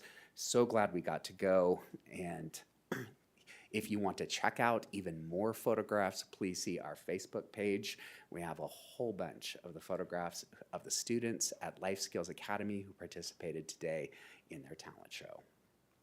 Now, our first honorees tonight are National Drill Team champions. It was a big, big weekend for two Canyon School District drill teams. At the Contest of Champions National Competition, both Hillcrest and Corner Canyon drill teams came home national champions.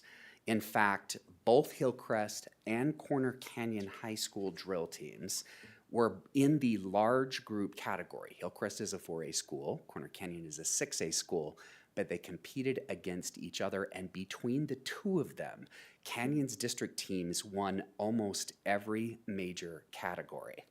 Hillcrest won the national championship in lyrical dance, and Corner Canyon took second in contemporary dance. Corner Canyon won the national championship in military. In second place, Hillcrest. Corner Canyon won the Palm category, and in second place, Canyon's district's own Hillcrest. Corner Canyon won the show category, and in hip hop, both Corner Canyon and Hillcrest placed in the top 5. That's third and fourth place respectively. That is an amazing showing. And not only that, out of 500 routines, the organizers of the national competition only invited 7 teams to perform at the awards ceremony night. We took 2 of those. Hillcrest performed their military routine, and Corner Canyon performed their show. So congratulations to Hillcrest Drill and the Corner Canyon Shirelles on winning national honors at the national competition. Our next honorees are our amazing social workers. This week, we celebrate National School Social Work Week. Now, this is a time to recognize and appreciate the profound impact our school social workers have on each and every school community in the Canyon School District. They tirelessly provide emotional support, guidance, and resources that enhance our students' academic achievement and personal growth. Now, whether it is leading a class or group sessions or helping a student who is going through difficult emotions or developing strategies for that student to behave in class, they do an amazing job. They have compassionate hearts and they provide expert advice. So a big thanks to all of our social workers. They do a fantastic job providing supports to our students, our teachers, and our administrators. Now, our next honorees are all of us, the Canyon School District community, teachers, education support professionals, administrators, parents, and of course, our students. We are celebrating our 3rd year in a row as being ranked #1 by niche.com as the best school district in the greater Salt Lake area. Yes, that's 3 in a row. Congratulations to us, but in particularly the students and the classroom instruction. Canyons in this ranking outranks all but one of the public charter schools that's located within the school district's boundaries. Individual school rankings show that 9 of Canyon's district's 28 elementary schools, 5 of our 8 middle schools, and 3 of our 5 high schools, traditional high schools, are in Salt Lake's top 25 in the rankings. So congratulations to all of our school communities. We're #1 in niche.com rankings. Now our next honorees are the folks who make up our amazing purchasing department. March is National Procurement Month. It's a time to recognize the role of procurement professionals in our district. And this month, we recognize the contributions of those who buy just about everything that you would want to buy to run a school district. They do a fantastic job. They play a vital role in sourcing materials, negotiating contracts. They manage supplier relationships. They help ensure that schools have everything they need to operate smoothly. So a big thanks to Nancy Webb and her team in the purchasing department for all they do for all of our school and our district departments. Now, I want to say our employees rock. There are 2 employees that I want to mention in particular. These are 2 employees we want to celebrate for their achievements. They've shown that they are truly Canyon strong. First, we want to give a shout out to Hillcrest's Katie Campbell. She's an assistant principal there. She's been selected as a question leader for the AP Art and Design reading in Salt Lake City. Now, this is a prestigious leadership role and an event where 385 professional educators assess about 90,000 portfolios from high school students who are seeking college credit from the College Board's Advanced Placement Program. In this role, Katie will train and guide 322 university and high school teachers and educators to make sure the student work is assessed with accuracy and fairness. She'll make sure that the evaluators looking at all those projects maintain a rigorous college level standard. So way to go, Katie, and her selection certainly reflects on the quality of the teachers and the administrators in Canyon School District. Now, I also want to give a special recognition to someone who we invited here tonight. Leon gave her a shout out in a recent board meeting. The superintendent spent some time giving her special shout outs during Friday Message last week, and this week, the Board of Education wants to honor Jackie Butterfield. Let's give her a round of applause. Now, Jackie is here tonight. She's our good friend, but she also has quite the story. She had to drive a very, very, very long bus route recently. You see, Jackie drives the route that goes up Big Cottonwood Canyon. And on a recent Friday afternoon, she started her day at 6 a.m. with the morning routes. She didn't stop her workday. She did training workshops before hopping onto her bus to drive the afternoon routes. That afternoon route typically takes her about an hour and a half to do. Well, at that point, it started to snow. And then the wind howled, and then there was an avalanche. The issue was Jackie was all the way up the canyon. For a while, we were scrambling here at the district office because road officials were telling us that they'd closed the road and Jackie would not be able to come home that night. Well, in time, they opened up the road and she started going down the canyon again in her school bus. But it was very slow going. It took her until 11 o'clock at night, 6 hours on the road, to make it back to the bus barn. I don't know how you didn't get hungry. One of my parents brought me dinner that lives up there. So one of the students' parents brought you dinner. She, for 6 hours, was in a Canyons District bus, driving her way down. And for truly going above and beyond, Jackie, I would like to extend our heartfelt thanks and this gift basket we have right here.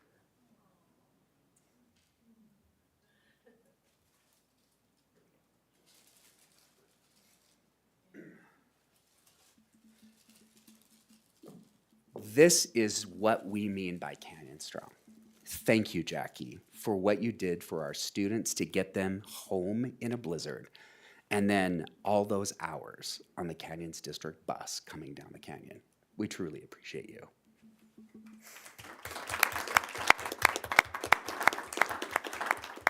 You'll find in there a lot of Canyons District swag and gifts from the Canyons Education Foundation. So Denise Haycock, our development officer, contributed to that.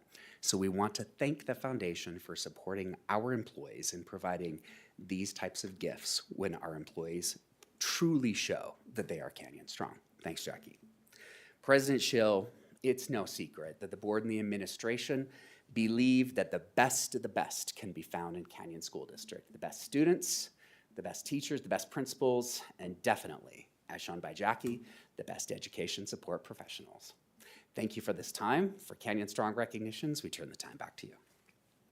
Okay, thank you. And I just want to add my thanks to Jackie. I had heard this story and that's amazing and we really appreciate you. And thanks also for being here. It's fun to see you in person, so thank you.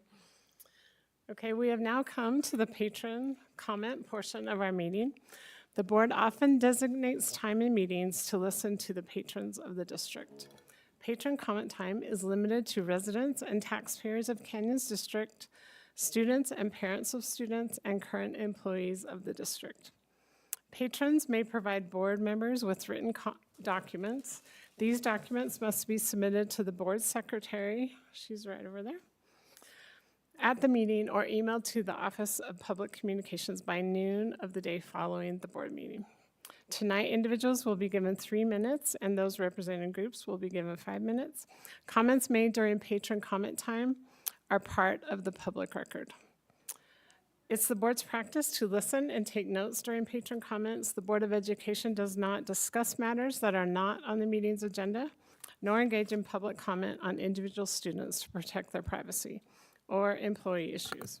If a patron wants to comment on a district employee's character, professional competence, or mental or physical health, the board requests that those comments be submitted to the board in writing.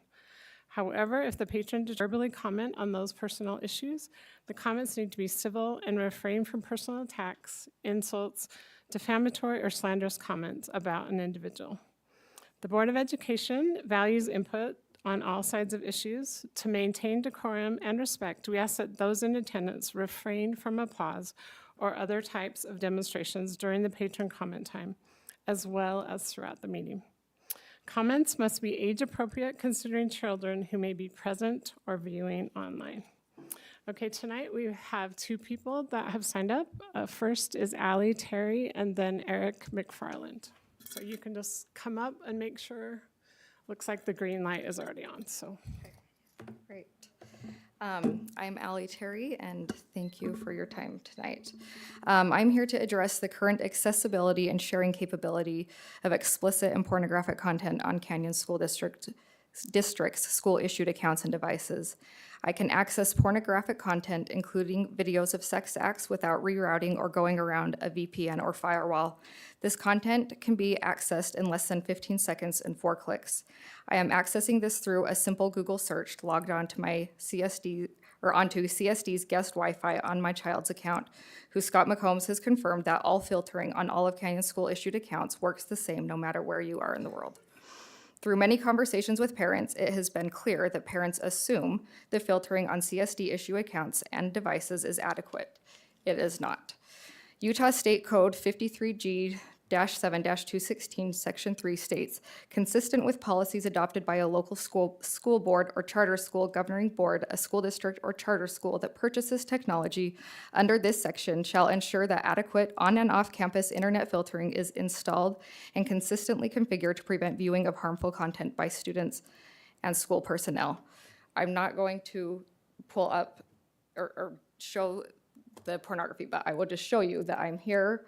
This is my computer, but I am logged in as Canyon's guest. It says managed by CSD Docs. I'm on my daughter's account. I can go here. It's gonna pull up her homeschool page, and I can come here and open up a new tab, come here and type in a search, and it's gonna bring me here. I can go to video and scroll down and have an array of pornographic content. The current level of filtering feels like the equivalent of a car salesman promising you that the car you are planning on buying is the safest on the market, only to find out when you get in the car to drive your new car home that the car didn't come equipped with seatbelts. As parents of kids we are trying to protect, we feel it is our responsibility to bring as much visibility to this issue as we possibly can so that it can be taken care of and addressed properly. The district's highest priority should be the safety of our kids. With that in mind, I would say what is currently accessible through CSD issued accounts is negligence and not compliant with Utah State Code. It takes me less time to find explicit material through my elementary child's school issued account than the short 3 minutes I have here to address you tonight. Thank you. Okay, thank you. Mr. McFarland.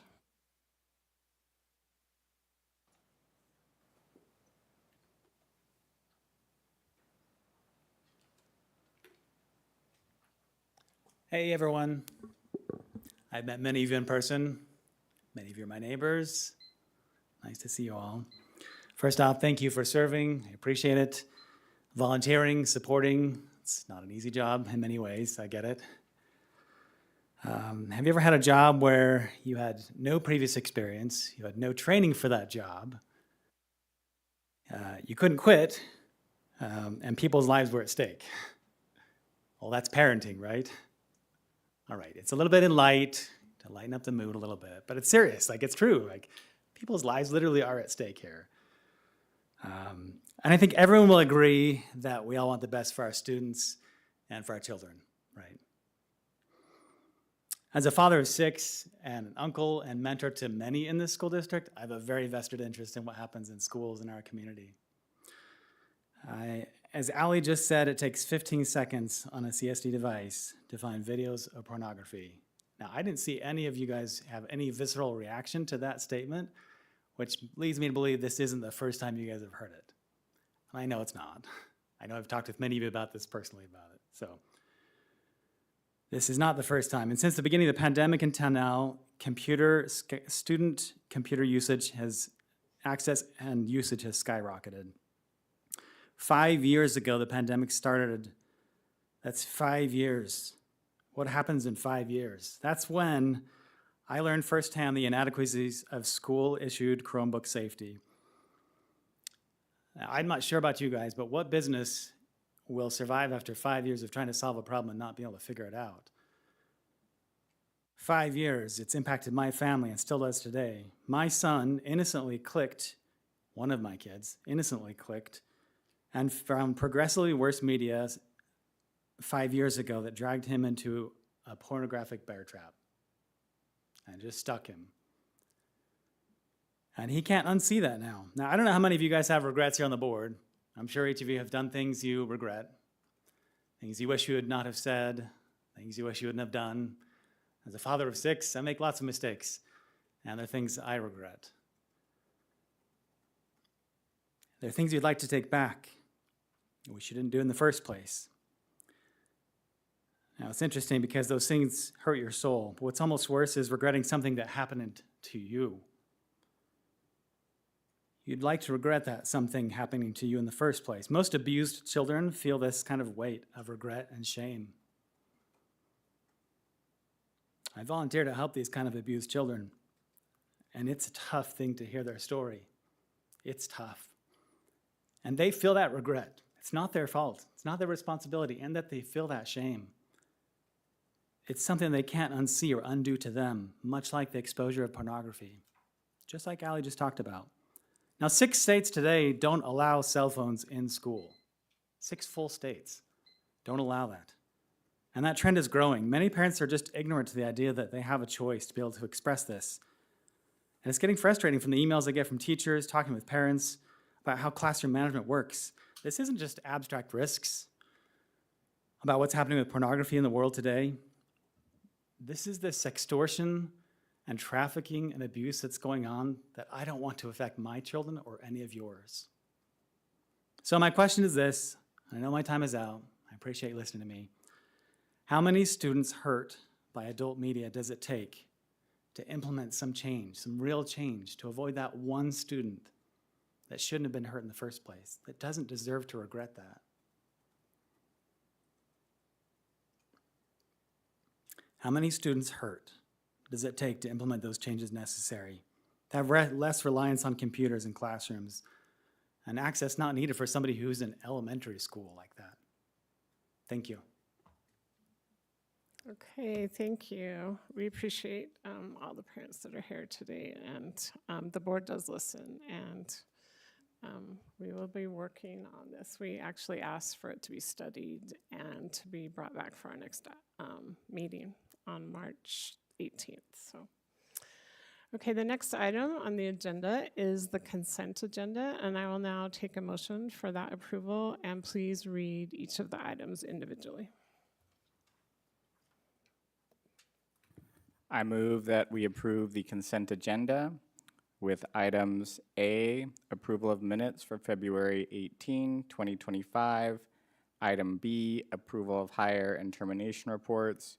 Item C, approval of student overnight travel. And item D, approval of purchasing bids. Okay, thank you. Is there a second to that motion? Second that. Okay, thank you. Is there any discussion to the motion? Okay, seeing none, I'll call for a vote. All in favor, say aye. Aye. Any opposed? Okay, that motion passes unanimously. The next item on the agenda is item 8, new business. And we'll start with a policy update, and it's policy 100.01, board governance, policy 200.02, physical accountability, policy 300.01, school access, policy 300.09, facilities construction, renovation, and maintenance, policy 400.28, military leave or military stipend. And this is a second reading, possible action. And Jeff Christensen, actually, no, it's going to be Dan Harper, legal counsel, will present this. Yeah, unfortunately, Jeff is not feeling well this evening, so I'll be filling in for him. So this is the second reading of these policies. We want to thank Jeff and the policy committee for working on these policies. Some of these are small changes and some larger ones. The first one is our board governance policy, 100.01. It clarifies that a board member, along with others, can formally request an item be put on the agenda, and that it should be done by email. If they want that to happen in a timely manner, at least 3 board members should request it, and the policy now clarifies that timely manner would be within not to exceed 3 months. And then it also codifies, which really has been our practice for quite some time now, that in addition to a board president, we would have 2 vice presidents. And because with two vice presidents, there's certain issues related to that. And so it clarifies how they would designate duties and clarifies those aspects of that. Any questions on that policy and those changes? Are there any questions, board? Okay, seeing none, go ahead. Okay, the next one is policy 200.02, fiscal accountability. This one is really a formality. We previously had time and effort provisions in procedures. USBE said, oh no, those should be in your policy. So we're now putting them into the policy. We've already been doing this for quite some time, but now that will be in policy, not just in our procedures.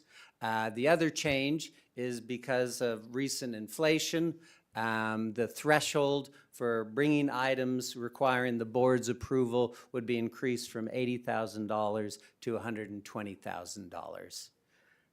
Any questions on policy 200.02's amendments? Any questions? Oh, Nope. sorry, forgot about. Just keep going, just keep going. Going, we're going. All right. School access, all this does is change who has access to our master keys and the codes for the schools.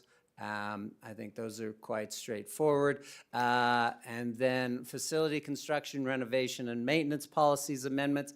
All that's doing is changing the committee because we no longer have a director of planning and enrollment. We got rid of that position and spread those duties out with others. And so it just changes the makeup of that committee.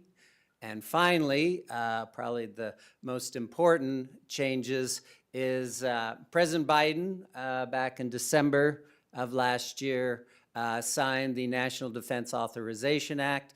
Prior to that, Governor Cox had signed an executive order that changed military leave from 15 days to 20 days. And so these would change our policy to be in line with that act and executive order. So our employees who are members of the military now can receive 20 days up from 15 when they need that pursuant to their positions in the military. And I've been informed by Everett Perry that we have a couple of employees that this would impact. And so this is a second reading with possible action, and that would be helpful in particular for this policy if it potentially could be passed. Any questions on any of that? Okay, any questions? I will entertain a motion if the board is ready to approve these policies tonight. Yeah, Mr. Edel? So I want to say for our military leave policy that I do believe we are the only school district in the state of Utah to have a similar policy. This directly benefits the citizen soldiers, airmen, sailors, and Marines that work for our district. So not only are they spending their day-to-days serving their community by ensuring that our students are well educated, that our students have appropriate facilities, that our students are taken care of, but then they continue to defend their country on a regular basis. And I think that this is fantastic, and I'm excited for this policy update to continue to support them in their training efforts and other efforts that they're going to have to ensure that the students that they serve every single day are also protected in this great country of ours. So with that, I move that we adopt policies 100.01, 200.02, 300.01, 300.09, and 400.28 as presented. Okay, thank you. We have a motion. Is there a second to that? I'll second it. Okay, are there any comments to that motion? I would just like to say for the public that we have discussed these previously, and we did make some changes from our last meeting, so thank you.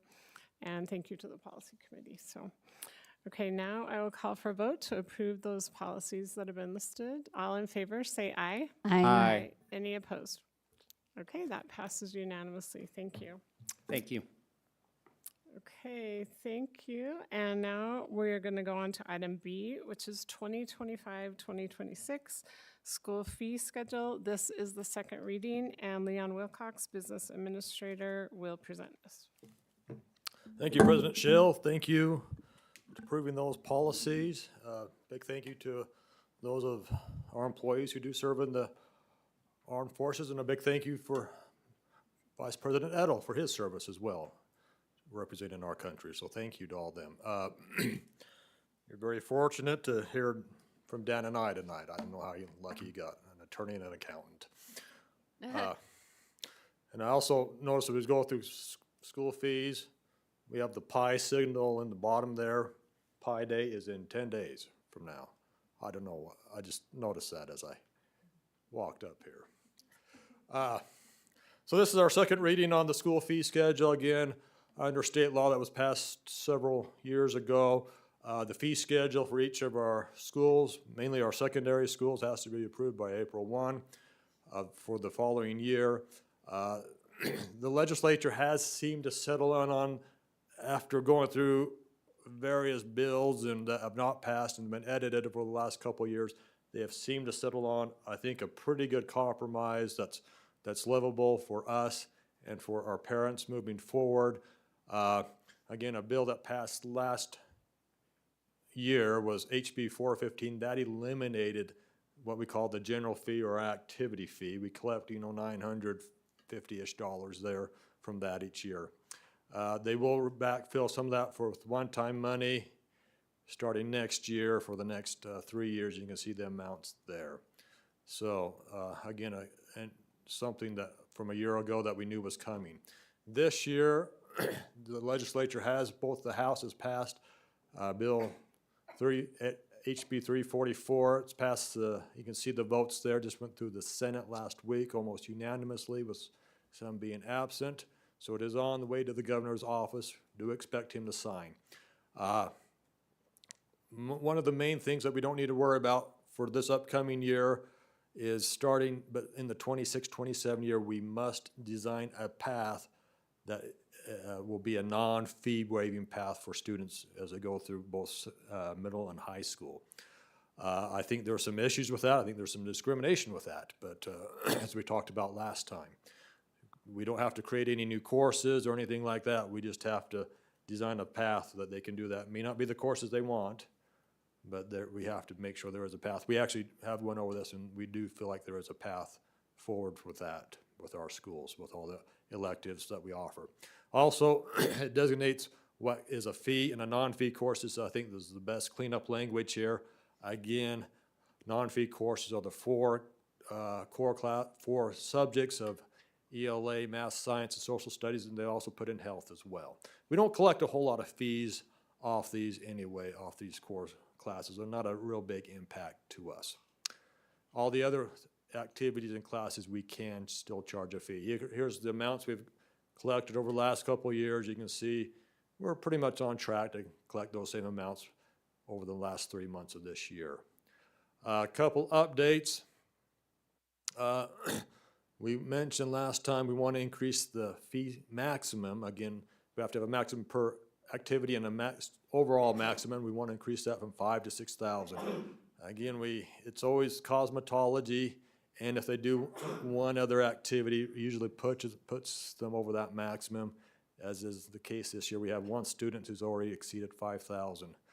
If they go on some type of trip, that usually kicks over there. So that's our recommendation there. Our middle school would remain the same at 500. No other changes to the middle or elementary schools. Again, elementary only charges, we can only charge fees for the after-school activities such as orchestra or band at those schools. Nothing during the day. Couple on the proposed fee schedule that we went over last time. We're removing the registration fee, also the class change fee and the locker rental fee. We are going to recommend those fee-paying classes, the fee be increased $5 to help with supply costs and also help cover the payment processing charges for those. I think those other ones are fairly minor on the bottom two, on the AP test and, you know, again, any fine for lost or damaged property. On extracurriculars, we went over, we'd like to start charging a $15 fee for transportation. We may look at increasing this more in the future. We roughly spend $450,000 each year transporting our students, you know, whether it's band trips or orchestra trips or just UHSSA sporting activities. That much. This recovers a small bit of that, but we may look to increase that more in the future to cover more. And also increasing the miscellaneous fee to help cover the payment processing, as well as, you know, the increase in just the meals and pictures and other things they may do on these events. Some other changes there, CTSOs to line up with our other programs, mainly at CTEC, and of course the new program going in, the National Naval Defense Cadet Corps at Jordan High starting next year, the fees for the uniforms and meals and everything like that. And also some CTEC fees, again, these, you know, cosmetology, a lot, but, you know, if you went out, you know, we talked about Senate Bill 330 today, if you go out in the private sector to get a license, you know, much more than what our CTEC students pay for that. Same with welding and other changes there. One of the ones we were not proposing, but just to keep on your radar for, you know, the 26-27 year and beyond, is officiating costs at some of these sporting events, softball, baseball, volleyball, wrestling.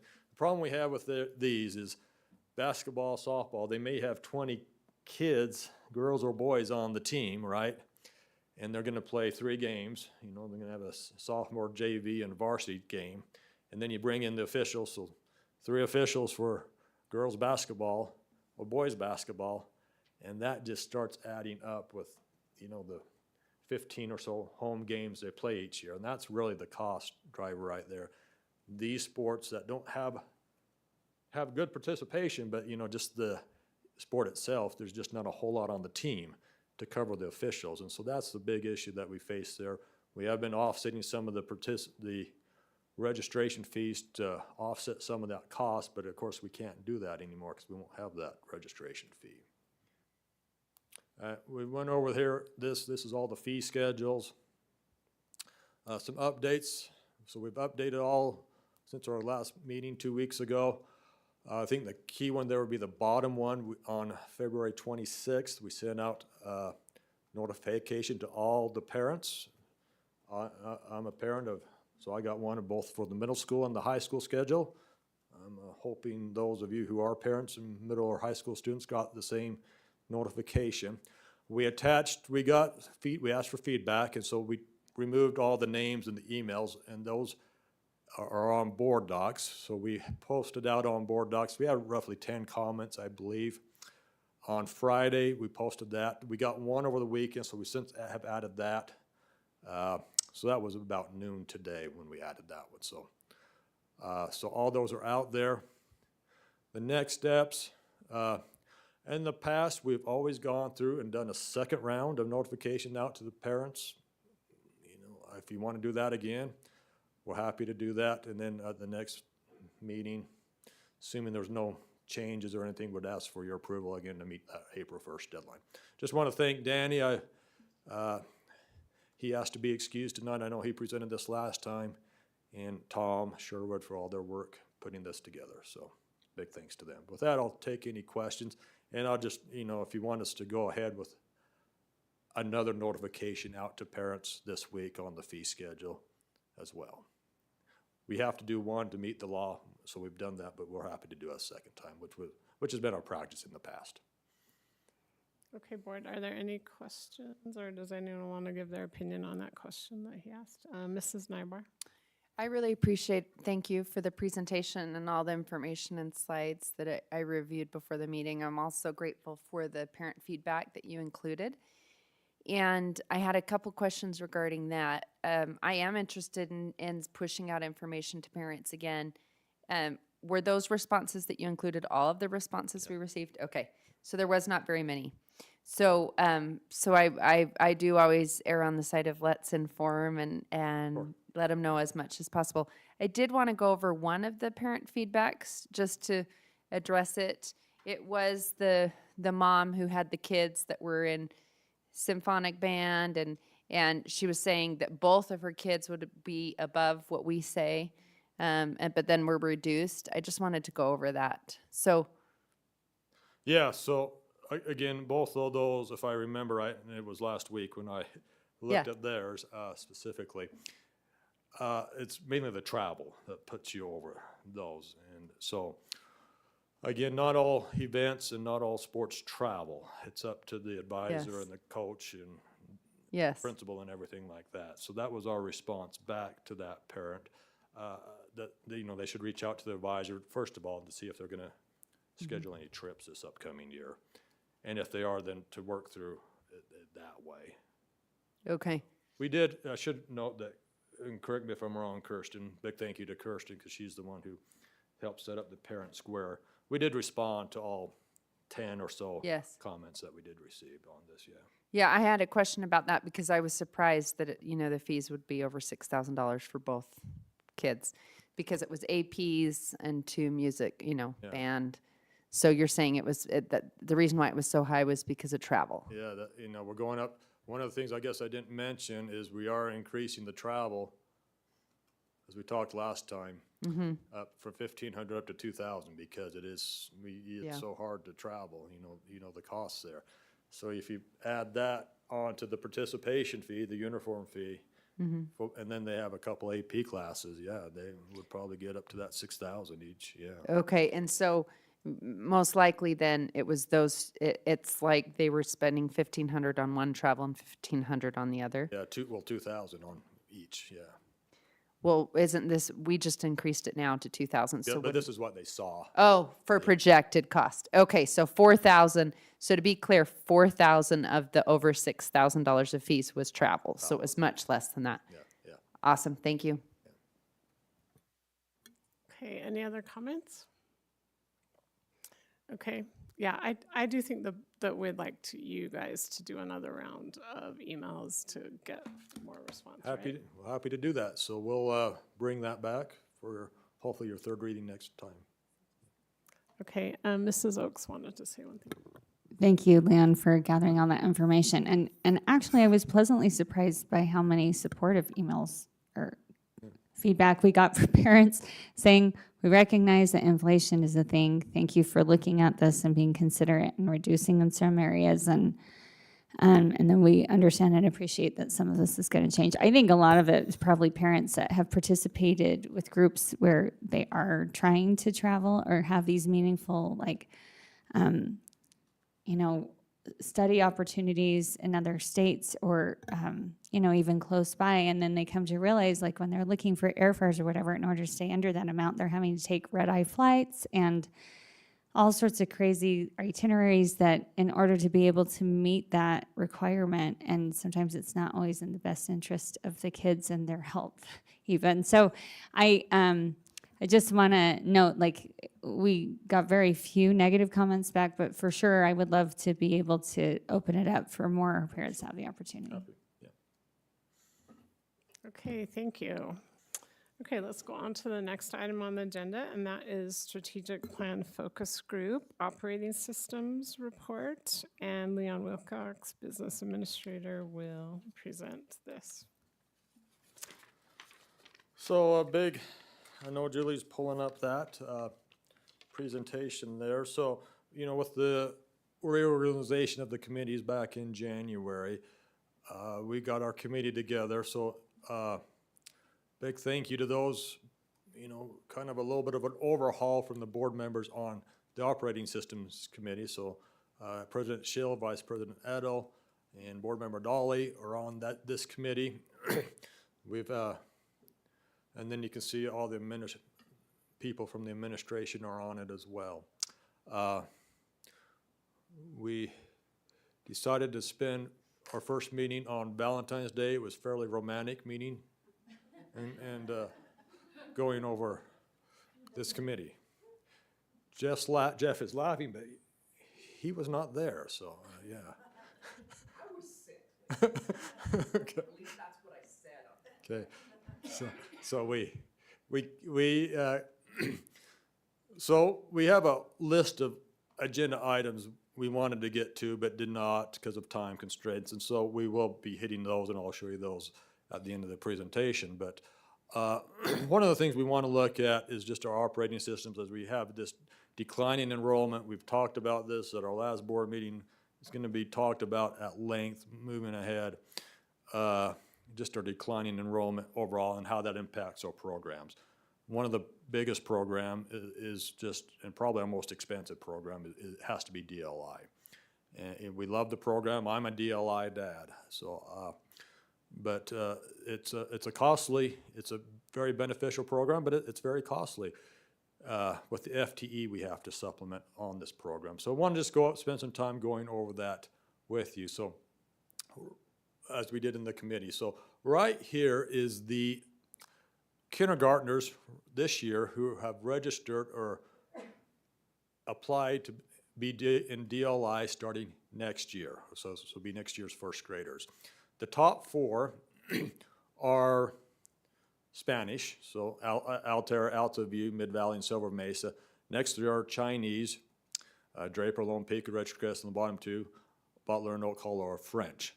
So you can see historically we've done quite well in the Chinese program. You know, we have, you know, obviously we want 56 in the class, red class, blue class, as a dad, I remember it, 28 in each class, which is higher than our staffing ratios.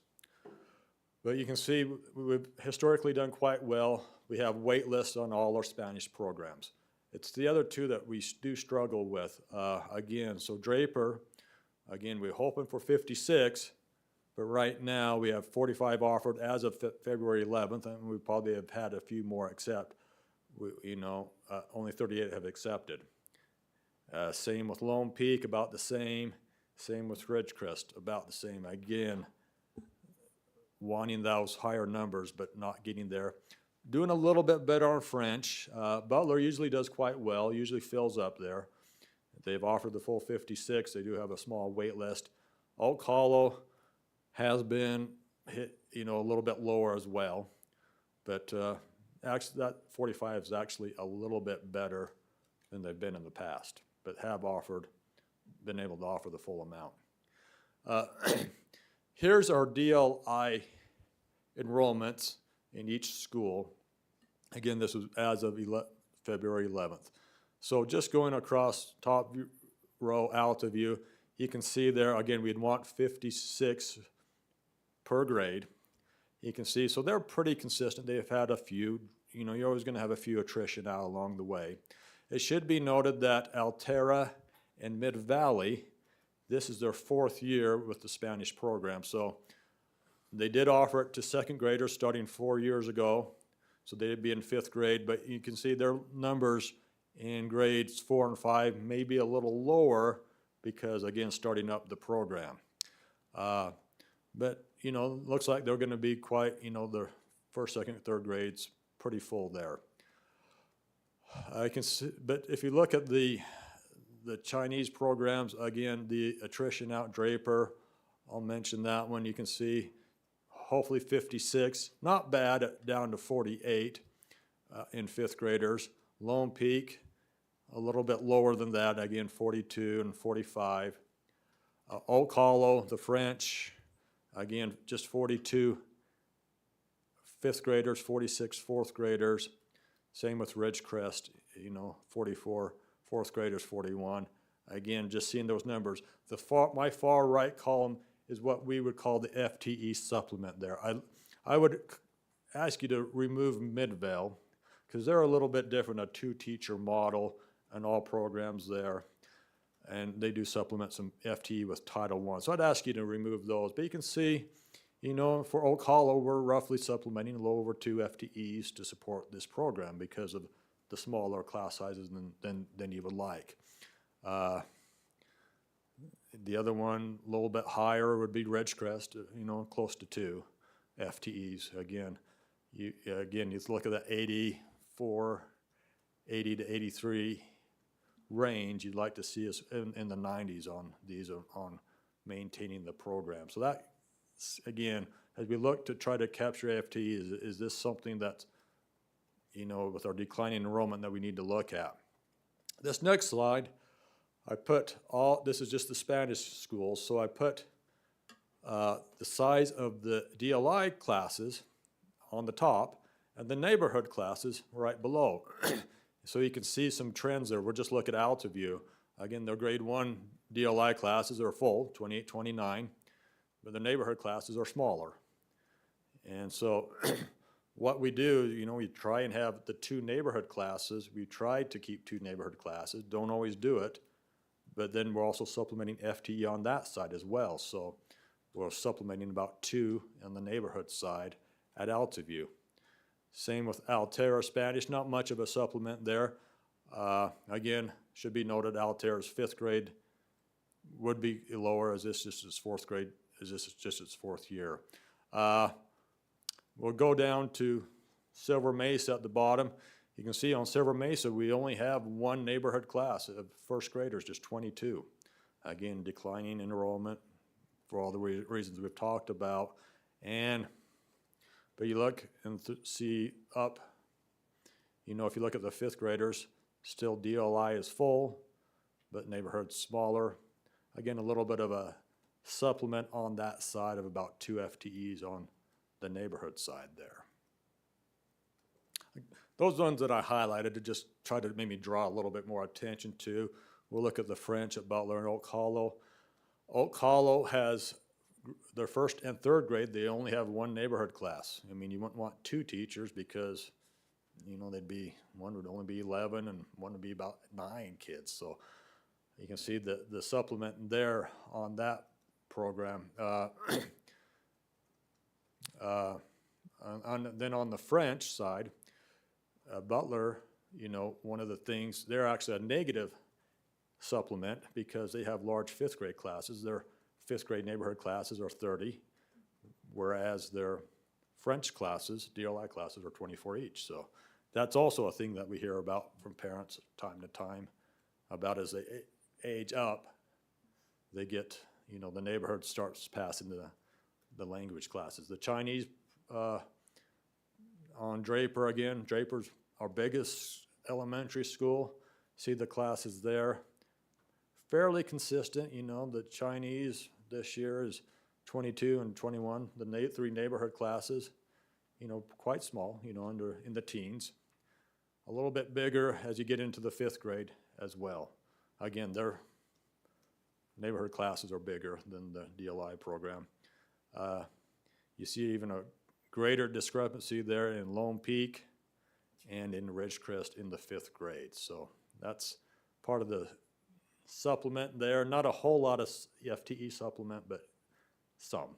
Did you have a question? What is the class size that you're figuring this off of for the neighborhood? I know for the. So right there, that top line, it says class size, so it's 22.3 is what we staff at for grades 1, 2, and 3. Thank you. Then 26 for grades 4 and 5, yeah. So we do expect, well, you're always gonna have, you never have a even number of kids come in any particular grade, but that's going to be but you try to get to those numbers the best you can. That's why you're gonna have some bigger and some smaller as principals even out their class sizes there. So there's, looking at that, if you look at all the DLI, again, probably closer to a dozen. Again, I would pull out Midvale because they have a 2-teacher model there. Appreciate Carol Lee coming today, representing her school. But if you look at, 10 or 12 in that on the language side, then another 5 or 6 on the neighborhood side. So you start getting into that 15, 16, 18 FTEs that supplement the program there. So something to consider. Next meeting, we want to review the middle and high school enrollments again. There's more attrition as they get into the secondary schools, and want to look at the AP test rates. And then look at the permits, both in and out of district, to these programs. And look at what other districts have done. I know there's been a business administrator email back and forth on what some districts are doing. Some have removed programs, removed languages just because of this FTE issues that they're facing, same as us. It's not just a Canyons issue on these issues here. So there's where we're at with that. It's a whole different topic, so I'll maybe stop and see if they have any questions. I know there was a hand raised. for Yeah, this issue. Mrs. Oaks has a question or comment. Thank you so much, Lee, and I really appreciate you presenting on this. So can we go back to slide 3 for a second? Sure. So I have some questions that I'm sure that we're going to have other parents and teachers that have questions about this. So help me understand how these numbers work. So when we are looking at Altera, for instance, 53 accepted, 54 offered. That means we have one person who has not said for sure they're not committed. And then 14 on the wait list, which means that space will be taken by, I thought that we were capping it at 56. So they'll Okay. eventually get 2 more off that wait Okay. list and ask them to join, yeah. Okay, so like in the case of Draper Elementary, we have 38 that have officially said yes, and we're waiting to hear from 7 students, but then there are 4 on the wait 4 list. on the wait list, yeah. Okay, that's helpful for me to understand this. And then in the next slide, just for purposes of board docs and the public being able to look at this, I think we have a typo on the date.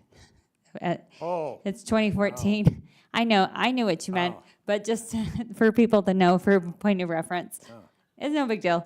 But yeah, this is really interesting to me, especially when we go to like slide 6. So some of the emails I've received from both DLI teachers and from parents of students at those schools is that they're having a hard time understanding why we would be concerned when they see that, like, for instance, in the case of Lone Peak Elementary, they see more families choosing to do DLA than those that are not, right? So you can see that reflected in first grade and so on and so forth. And I guess what these numbers are confirming to me is that the declining enrollment is not so much that the percentage of our parents who have been interested in the past has declined, is that our enrollment overall has declined. I would say that latter, yeah. Okay, so that's an adequate, probably an accurate description. Which is, I think, important to note and just be aware of. I think there's been some discussion of people aren't as interested. I don't think that that's true. I think there's still a lot of interest, but we're just seeing fewer kids overall. And in the past, in order to be able to keep our numbers full, we've depended upon a more robust student population, and now that's declining. So, okay. So anyway, I just wanted to make that comment and observation. I think Oak Hollow would probably be, and Silver Mesa on the previous slide would be the perfect example. You see Silver Mesa, 56 first graders, and 22, just one class, not. And then same with Oak Hollow, they have 50, but just 17 neighborhoods. So Right. that it affects both sides. Too, Right. yeah, but then it's just declining enrollment. So Oak Hollow, that would be, they used to have 120 kids in each grade. Now, you add those numbers up and it's 67. And so that's just the decline in enrollment that we Well, and while we're on this subject, maybe you can help me better understand how, I can't remember which bill number it was, sorry, we've been following so many, that will impact DLI flagged funding. Did that still go through, and how, can you help us understand how that will would be interface? Senate Bill 102. So what that bill does is it looks at 5 or 6 programs. The legislature has to look at 5 or 6 programs over the next few years. And in review of these programs, if they consider them not as robust or as, meeting the standards that they think they should meet, they will take that money. The money will not be lost in this education system, but they'll take that money and put it in what they call the flexible allocation. What that does is that splits the money up on a per student basis, spread evenly per student across all LEAs, including district and charter schools. The problem we have is we get about $1.2 million to help run our DLI program. If they were to do that, we will lose about $800,000 to these charters and districts who do not offer DLI. And so that's what would be a big hit to us, that bill, if it goes through. You know, I don't know if that one's gone through. I think it, Did it pass? yeah, I'd have to check that one.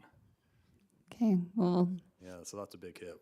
Yeah, that's why one we don't want to right. go through on that program, yeah. Just to comment on that, I think, you know, the legislature kind of uses our own words against us because lots of times we talk about flexibility and then they turn around, okay, we'll give you flexibility and we'll roll these programs into flexible allocation, but then that equalizes it with everybody, including those districts that don't have DLI. So we just end up helping to fund other districts that don't have it.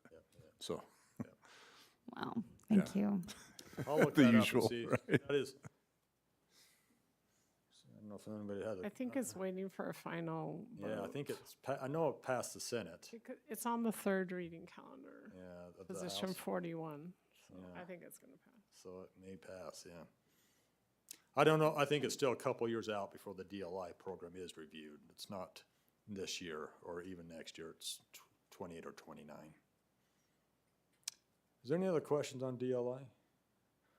Well, we're gonna probably come back and make some recommendations that could be big to this program. Don't have any to make tonight, but we'll run them through the committee and see. It could be big, yeah.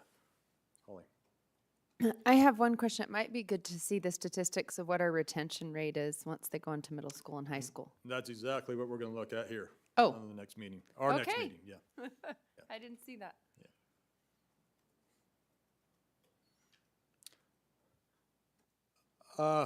If it's okay, President Shell, we'll move on. The other topic we spent some time on is canyoneering night. You know, we've had 2 canyoneering nights, a little lower on attendance than we maybe had expected. So what we're looking at doing, under the law, you have to have some type of notification or opportunities to present to parents on some various things such as substance abuse, suicide. These are other things that, you know, we discuss at canyoneering night. And so what the committee is recommending is, you know, these schools have a lot of these big school nights, if you will, where it's heavily attended by the community. And we're recommending putting up some type of poster boards with QR codes that they can access videos that we've already made and do it that way rather than try to hold the canyoneering night, which is, we kind of struggled on attendance that way. Here's some of the videos that you could look at that we have out there right now, if anybody wanted to look at those. But that was basically our recommendation there. At our next, just to review our next couple meetings, we're going to review our impact statement again, making sure, again, we always want to go right back to our strategic plan and the impact statement of you know, making sure that two-way communication is occurring between the district, its employees, and its parents and its students. You can see the success criteria there.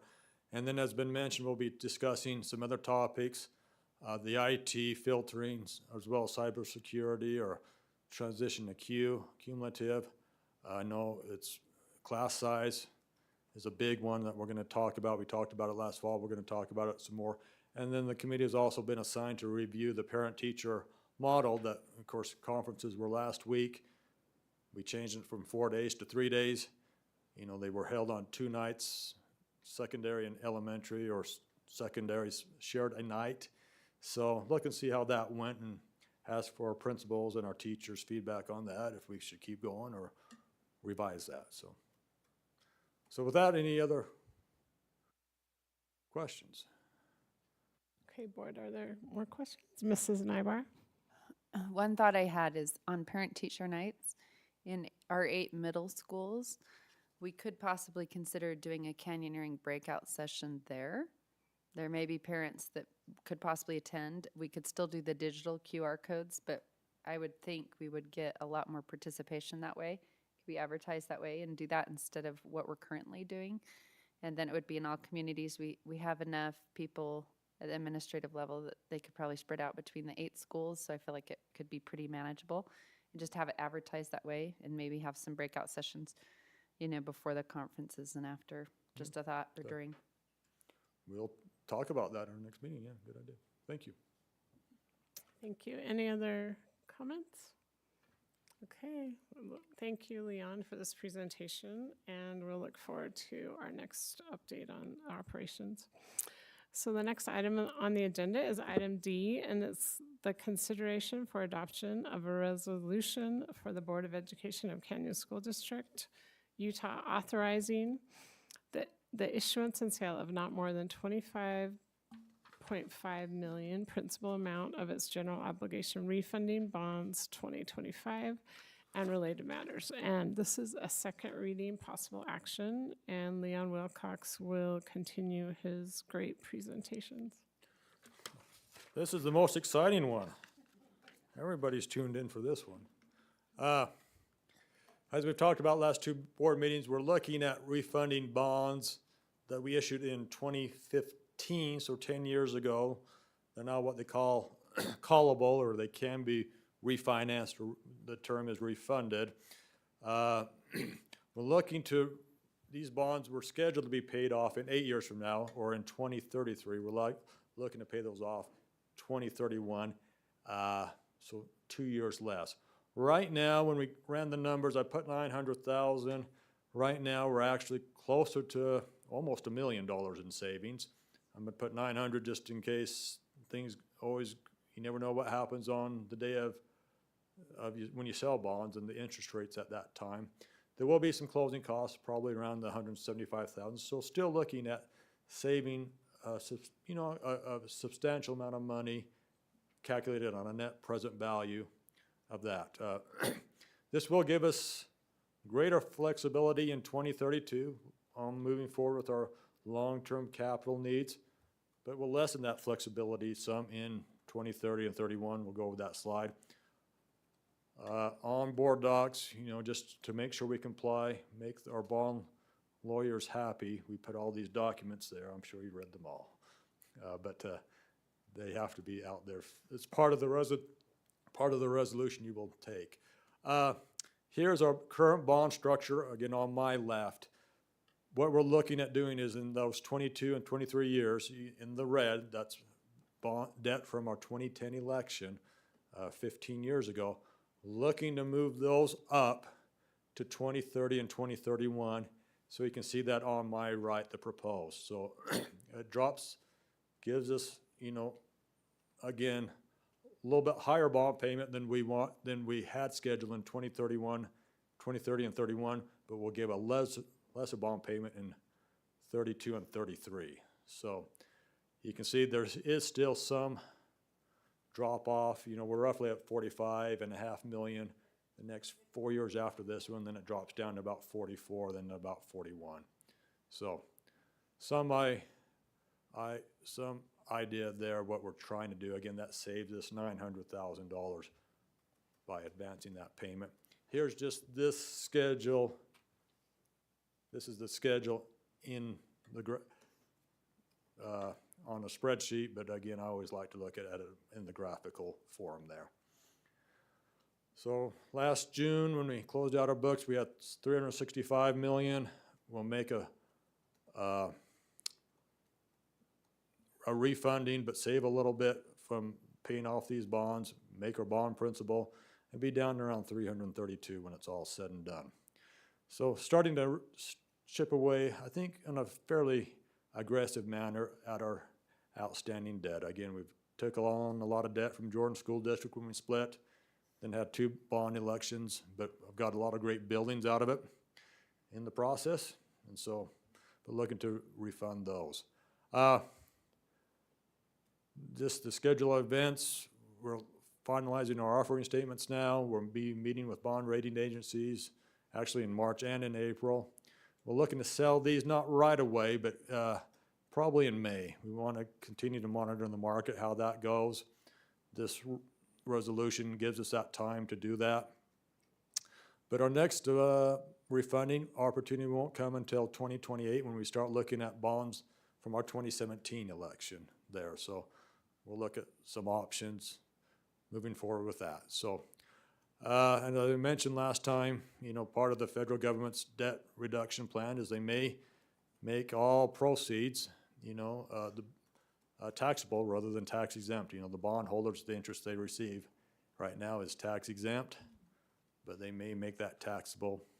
I don't think that would go into effect till tax year 2026, but I guess they could make it retroactive, but we haven't heard anything since. So that will be highly debated in DC on what happens there. But that would be a big negative impact to all school districts and municipalities that issue bonds. So with that, as I said last time, I'm gonna ask some lucky person, if you want, to make a motion and to read this resolution. This is in one of the documents into the record here.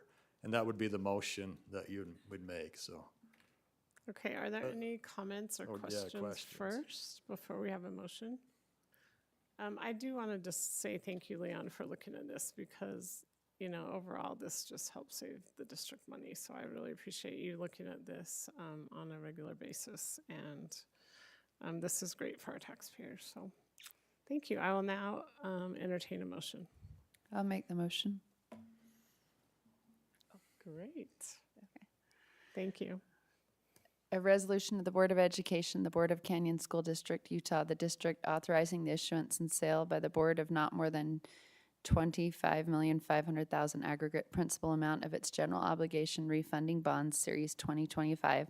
The bonds to be issued in one or more series from time to time and with any other title designation. The bonds delegating to certain officers of the board the authority to approve the final terms and provisions of the bonds within the parameters set forth herein, prescribing the form of bonds, providing for the manner of execution and delivery of the bonds, providing how the proceeds of the bonds will be used and how payment of the bonds will be made, authorizing the publication of a notice of bonds to be issued, providing for the running of a contest period, authorizing and approving bond purchase agreements or official notices of bond sale and other documents required in connection therewith, approving the distribution of official statements with respect to the bonds, authorizing the taking of all other actions necessary for the consummation of the transactions contemplated by the resolution and related matters. Okay, thank you. We have a motion. Is there a second to that motion? I'll second the motion. Okay, thank you. We have a motion and a second. Is there any comment to that motion? Yes, Mr. Edel. Not all heroes wear capes. Okay, anything else? Okay, I will now call for a vote. All in favor, say aye. Aye. Any opposed? Okay, that motion passes unanimously. Okay, now we have come to the staff comments portion of our meeting, and we will start with Superintendent Robbins. Thank you, President Schill. I just want to give a shout out and a thank you to all the men and women in our facilities department and thank them for their concerns and their input at listening tour. Really humbling and inspiring opportunity for sure. And just Karen and Leon were both there. I think sometimes, you know, we get a little bit disconnected from those that really do, you know, work and serve sometimes in capacities that, you know, as Karen said in earlier session, that, you know, we can do more to support them. And they're not always the highest paid, but like any good team, it takes all. Doesn't matter if you're the quarterback or whatever position you play, you know, everybody has to be on the team and contribute. And I hope any of them that are out there listening tonight know that really we took to heart their comments and their input. And, you know, I don't think we can address every single issue that was brought to us probably in the manner that maybe some would want, but we can definitely pay attention to those issues and do the best that we can to support them. So just want to give them a shout out and a thank you. Okay, thank you. Now, Mr. Wilcox, do you have comments? I just want to echo Rick's comment. You know, all these new buildings that we've built over the last decade, we've added well over 1 million square feet that they have to clean and maintain and still have the same number of people. And these buildings are actually, even though they're newer, they're more complicated, more electricity, better HVAC systems that need to be maintained. And we've just added their complexity to it with the new eBay building as well. So a big thank you to all our facilities workers, our AFMs and our journeymen, electricians, plumbers, who really keep our buildings going. Matter of fact, our alarm responders, we were on the phone at 4 a.m. this morning because there was a power outage around this area and wondered if we had power with the storm coming. So big thank you to all of them. And really want to wish Andy Marcus, I know Jeff mentioned him at our Canyon Strong recognition. In a couple weeks, he'll be traveling to Kentucky for ESP of the year. So hope he does well there, one of the 5 finalists nationwide. So that's all I have. Thank you. Okay, thank you. We're going to start down here with Mrs. Nybar tonight for board comments.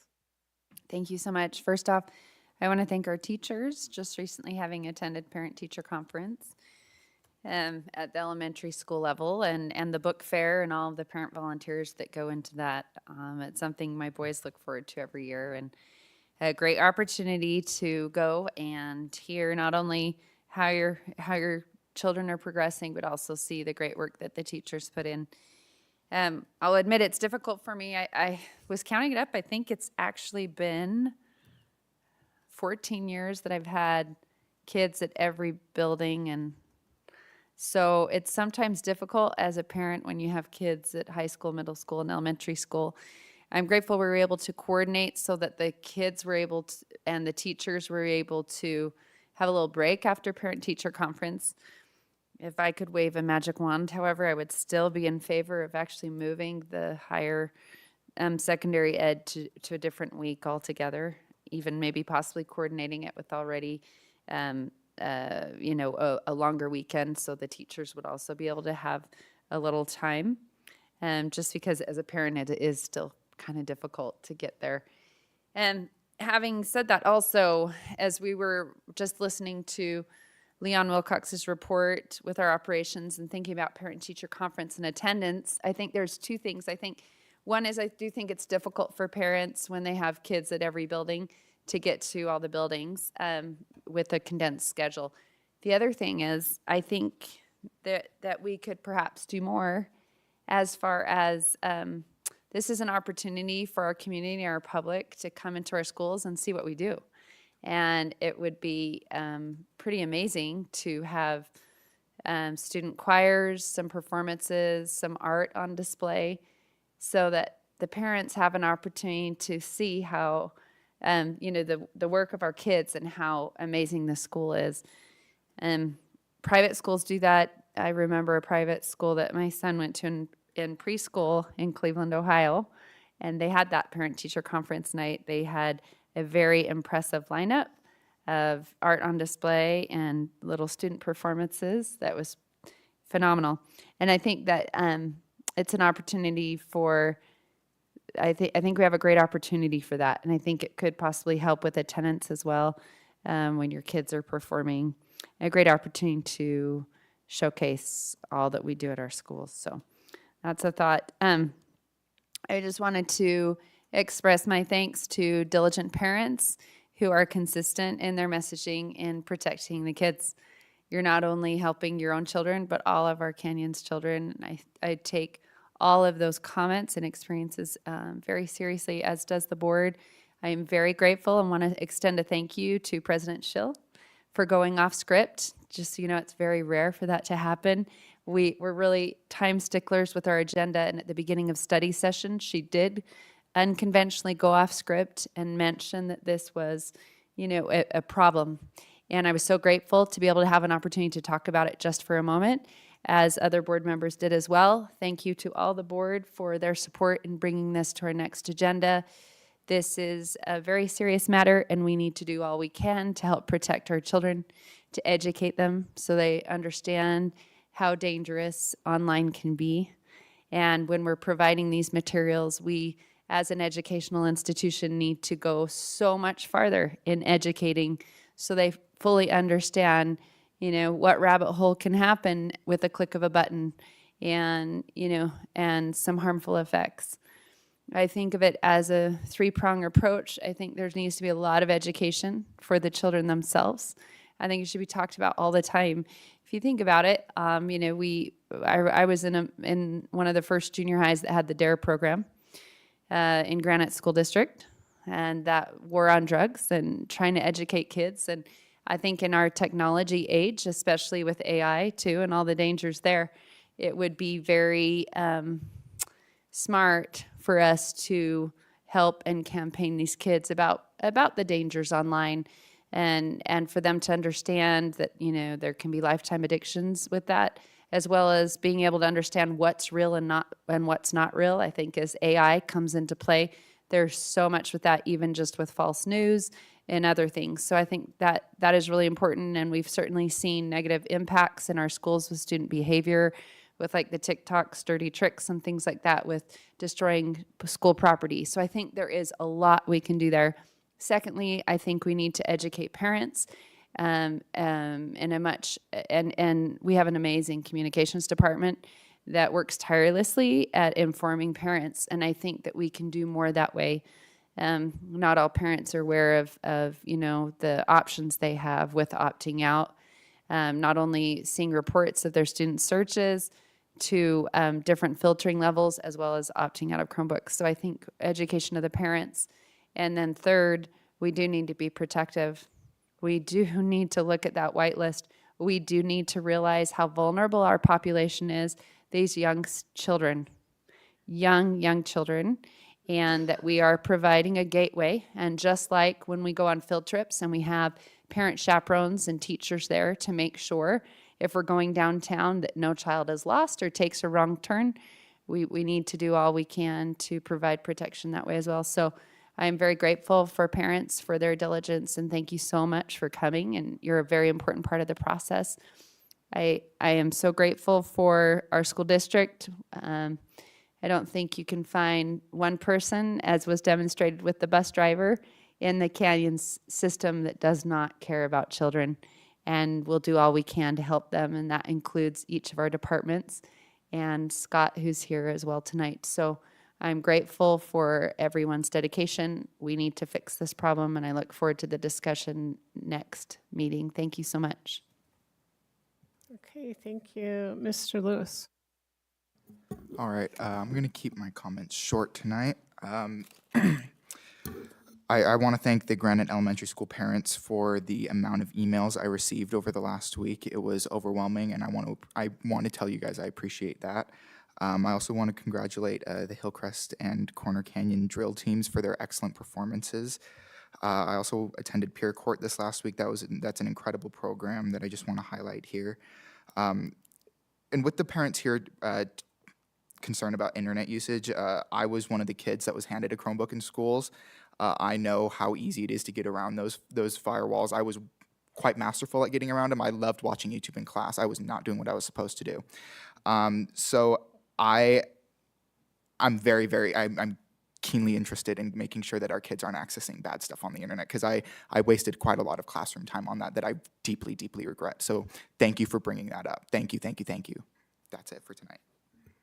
Okay, thank you. Mr. Edel. There's an episode of Star Trek: The Next Generation that I've been thinking about lately. It's a famous one, but even if you've never seen the show, the message is universal. In this episode, Captain Jean-Luc Picard is captured by an enemy force. His captors don't use physical violence to break him.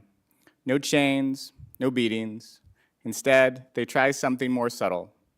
His captor points to 4 lights in the room and demands that Picard say there are 5. That's it. Just say it. Just accept what you're told, and things will get easier. At first, it's easy to resist. Picard knows the truth. But as the pressure mounts, sleep deprivation, isolation, repeated insistence that he's wrong, doubt creeps in.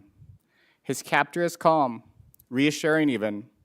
Just say it, he tells him. Say there are 5 lights, and this all stops. Picard holds firm. He refuses. And when he's finally freed, he turns back and shouts with everything he has, "There are 4 lights." But later in private, he admits something chilling. Under all that pressure, he almost believed there were 5. I've been thinking about that because right now we're seeing something similar. Not with captors and prison cells, but in the way narratives are shaped and repeated until they feel like reality. We hear about local control while decisions get pulled further and further away from the people closest to the issues.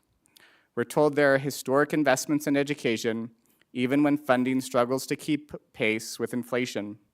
And with every new mandate, every new requirement, we're simply expected to figure it out without the resources to match the expectations. And sometimes, after making things harder, those same voices turn around and offer us a solution that doesn't restore what was taken away, but shifts the pieces around just enough to make it seem like a gift. And then we're expected to be grateful, to say thank you, and accept what we've been given. It's easy to see why people might start to believe. When something is repeated often enough, when the pressure is there to just go along, even the strongest among us can start to doubt. And that's the danger.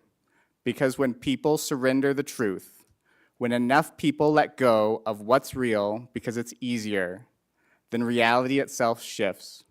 4 lights become 5. Not because it was ever true, but because people stop resisting. And when that happens, it's not just our schools that suffer. It's our ability to govern honestly. It's our ability to solve real problems. It's our ability to look at a challenge and address it for what it is, not what we wish it to be. We have to be the ones who stand up and say, no, we see what's happening, we see the truth, and no matter how many times we're told otherwise, there are 4 lights. Because once we give in, even just a little, we don't get the truth back. Thank you, Mrs. Oakes. Thank you, Board Member Edel. I appreciate that. Okay, it's been a really fun couple of weeks.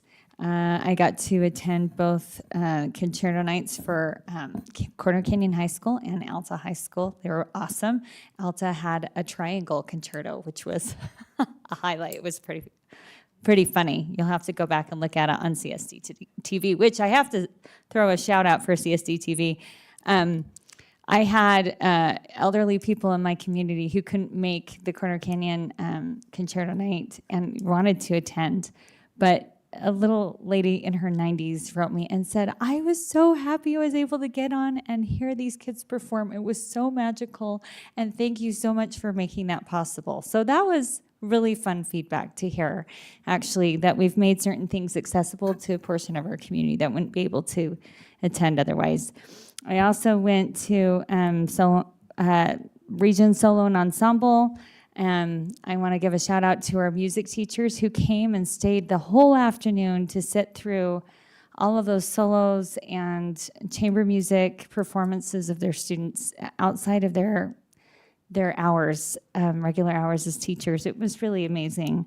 There was a wonderful highlight from Fox 13 News of Indian Hills Middle School being the cool school of the week, which was a lot of fun. The kids were adorable, and it was fun to hear them talk so glowingly about their school experience. They really, really love being part of Indian Hills. I also want to thank the parents who came and spoke to us tonight. We appreciate parents, your eyes and ears on the ground mean the world. I don't think anyone in our district ever sets out thinking we're going to purposely overlook pornography. That's just simply not the case. In fact, I know that, Scott McCombs is sitting back here. I know last year he worked tirelessly with other parents to try and troubleshoot and figure out stronger filters and different options for parents. The truth is, and I've had experience with this myself with Apple and my own children on devices, the extent of expertise that it takes to be able to work through all of those levels, especially as certain companies and their websites are constantly changing and they're not necessarily letting school districts school districts know what those changes are, we're constantly trying to react and respond. And so when we have parents who find something, we really appreciate you letting us know. The other thing I wanted to say, I attended a human-centered supports meeting this last week, which was awesome. It's one of the new committees I haven't been a part of before, but am now. And one of the things we went over was the Student Wellness Services Department and our school nurses, specifically regarding our telehealth pilot and our partnership with IHC this year. So for those of you who might not be as aware of this, this is a value-added service that has allowed student and staff to remain at school, which supports our collective efforts for increasing attendance numbers. So our school nurses are currently supporting students across 17 schools with this innovative health service support and employees across the entire district. So due to the positive response we've had on our pilot, we've talked about the idea of expanding this further. So just to give you an idea, so sometimes we'll have a teacher come to school, he or she are not sure, if they're feeling very well, they can go in and go through one of these telehealth appointments. Sometimes they can get medication prescriptions immediately, pick those up on their way home. It decreases how many days our teachers are missing their teaching, as well as our students. It's astounding, like we're able to administer strep tests. And if our kids are sick, send them home and make sure that they're not getting everybody else sick. I mean, it's been really a successful thing, and it's been a great partnership with IHC, who has provided some of these telehealth kits. They've donated it to the district, and a lot of the tests that we've been using are really not expensive at all. It's minimized substitute costs, and it's kept the high quality of instruction at the forefront of our students. So I think it's been an awesome thing to watch. So far, we only have equipment for 17 of our schools, and the pilot has been focused on our high-impact schools, like our Title I schools, but we want to test the waters and discuss what it would look like to expand that. And again, a shout out to IHC for donating those cameras and digital aids. And I think so far it really is making a big difference and is improving the quality of life for our students and our staff. So that's all I have to say. Thank you. Okay, thank you. Mrs. Dolly. Thank you. First of all, I want to thank Janet Goebel for taking the time to tour me to all of our CTE programs, both in our local high schools and what we currently have at CTEC. It was really inspiring to see all the great things that are happening out there. I want to thank the parents for coming tonight to thank us with their concerns about technology access. As we know, digital addiction is a real thing for our kids, and these Chromebooks are a great tool for our kids, but they have to also learn how to use them appropriately in our schools so that they can add to their education and not detract for it. But I think Scott McCombs and his team, because I know it's a constant battle as a parent, I see it with our kids and screen time and what they're accessing online. And so we'll continue to work on that and taking a look at, because it's not appropriate for some of these things that these parents have brought to light that our kids are finding on their Chromebooks in school, on our internet, and under our filters. I want to just congratulate all of our winter athletes as we're finishing up these tournaments. We've had basketball, drill, and all those that have performed so well, but also a call out to some of those athletes that participate in our club sports and in individual sports. We have gymnasts and ski racers that are all doing great things representing Canyons well. I got to watch our Brighton Orange varsity team participate against the Alta Hawks in a hockey game last night up in Ogden. And so it's fun to see our Canyons athletes participating in lots of different ways. And I know there's some disappointment this week with FTE numbers coming out at some of our schools with our declining enrollments. Just know we're continuing to work on that and trying to find ways to continue to support our teachers and our students in that way. But we also encourage you to contact our legislators and let them know the concerns you have. And the funding, ask for that increase in our weighted pupil unit funding, because that is what allows us to have more ability to fund the needs and have these smaller class sizes in our district. And I think that's all I have. Thanks. Okay, thank you, Mrs. Pedersen. Okay, first off, some bad news was released to the community from Jordan High School. And I'm really sad to have received the news that Dr. Bruce Eschler, the principal, is leaving Canyon's family. He's going to be a curriculum director in Murray District. His shoes are so huge, or maybe his wizarding hat. I'm not sure which we should go with. But I don't know a principal, well, actually I could go to any school in Canyons District and pretty much find the same kind of thing. But one thing I love about Bruce is that he's always there for students. He may not stay for a full game, but he's at every game. He takes pictures, he talks to the kids individually, he is involved, he's active, and he loves his school, he loves his students. And he's not leaving because he doesn't love us. I think it's just personal, something that would help him down the road. So it's going to be difficult to fill his shoes. I know that he's a leader that, we talk about servant leaders in this district, and he's definitely one of those. He's always giving. In fact, I think he sleeps in his car and just comes in the morning. I'm not sure he goes home because he's there all the time. And I will really, truly miss the vision that he has for Jordan High, but I know that he's gotten the ball rolling, and he will be a great mentor for the person who we replace him with. But I wanted to say thank you to Bruce for everything he's done. When I think of Jordan High, I think of him. And someone mentioned they're going to be sad that they're not going to be in a meeting where he says, "Go beat Diggers." He always says that at the end of everything, and it's going to be really different. So I personally am going to truly miss working with him. I enjoyed going with the superintendent to the listening tour at the facilities department, and it was very eye-opening. These individuals love their schools. They give their all to their schools, and they're here because they want to be there. They clarified that very often in their comments. It's probably the first listening tour that we've been to for a while where we literally just listened. There was no time for feedback. They just kept telling us things that they were concerned and we felt about. So it was truly a listening experience. I think one of the things that we need to make sure, because of the things that they were sharing were very valid, and we can't make all the changes that they would like to see, but I think one that we can really work on is that a number of them mentioned how they don't feel appreciated in their schools. They don't feel like they're seen. And they're just people you command to go do things. And I think that they would like to see the district improve. We're working on it. They've noticed our efforts to notice them, but I think we need to continue to recognize the contributions that they make. If we had no custodians, if we didn't have plumbers, if we didn't have the electricians or the heating people, all of the people that keep our buildings clean and healthy and safe, and they have great knowledge, we need to keep those people. So I think we need to truly think about what they do for us.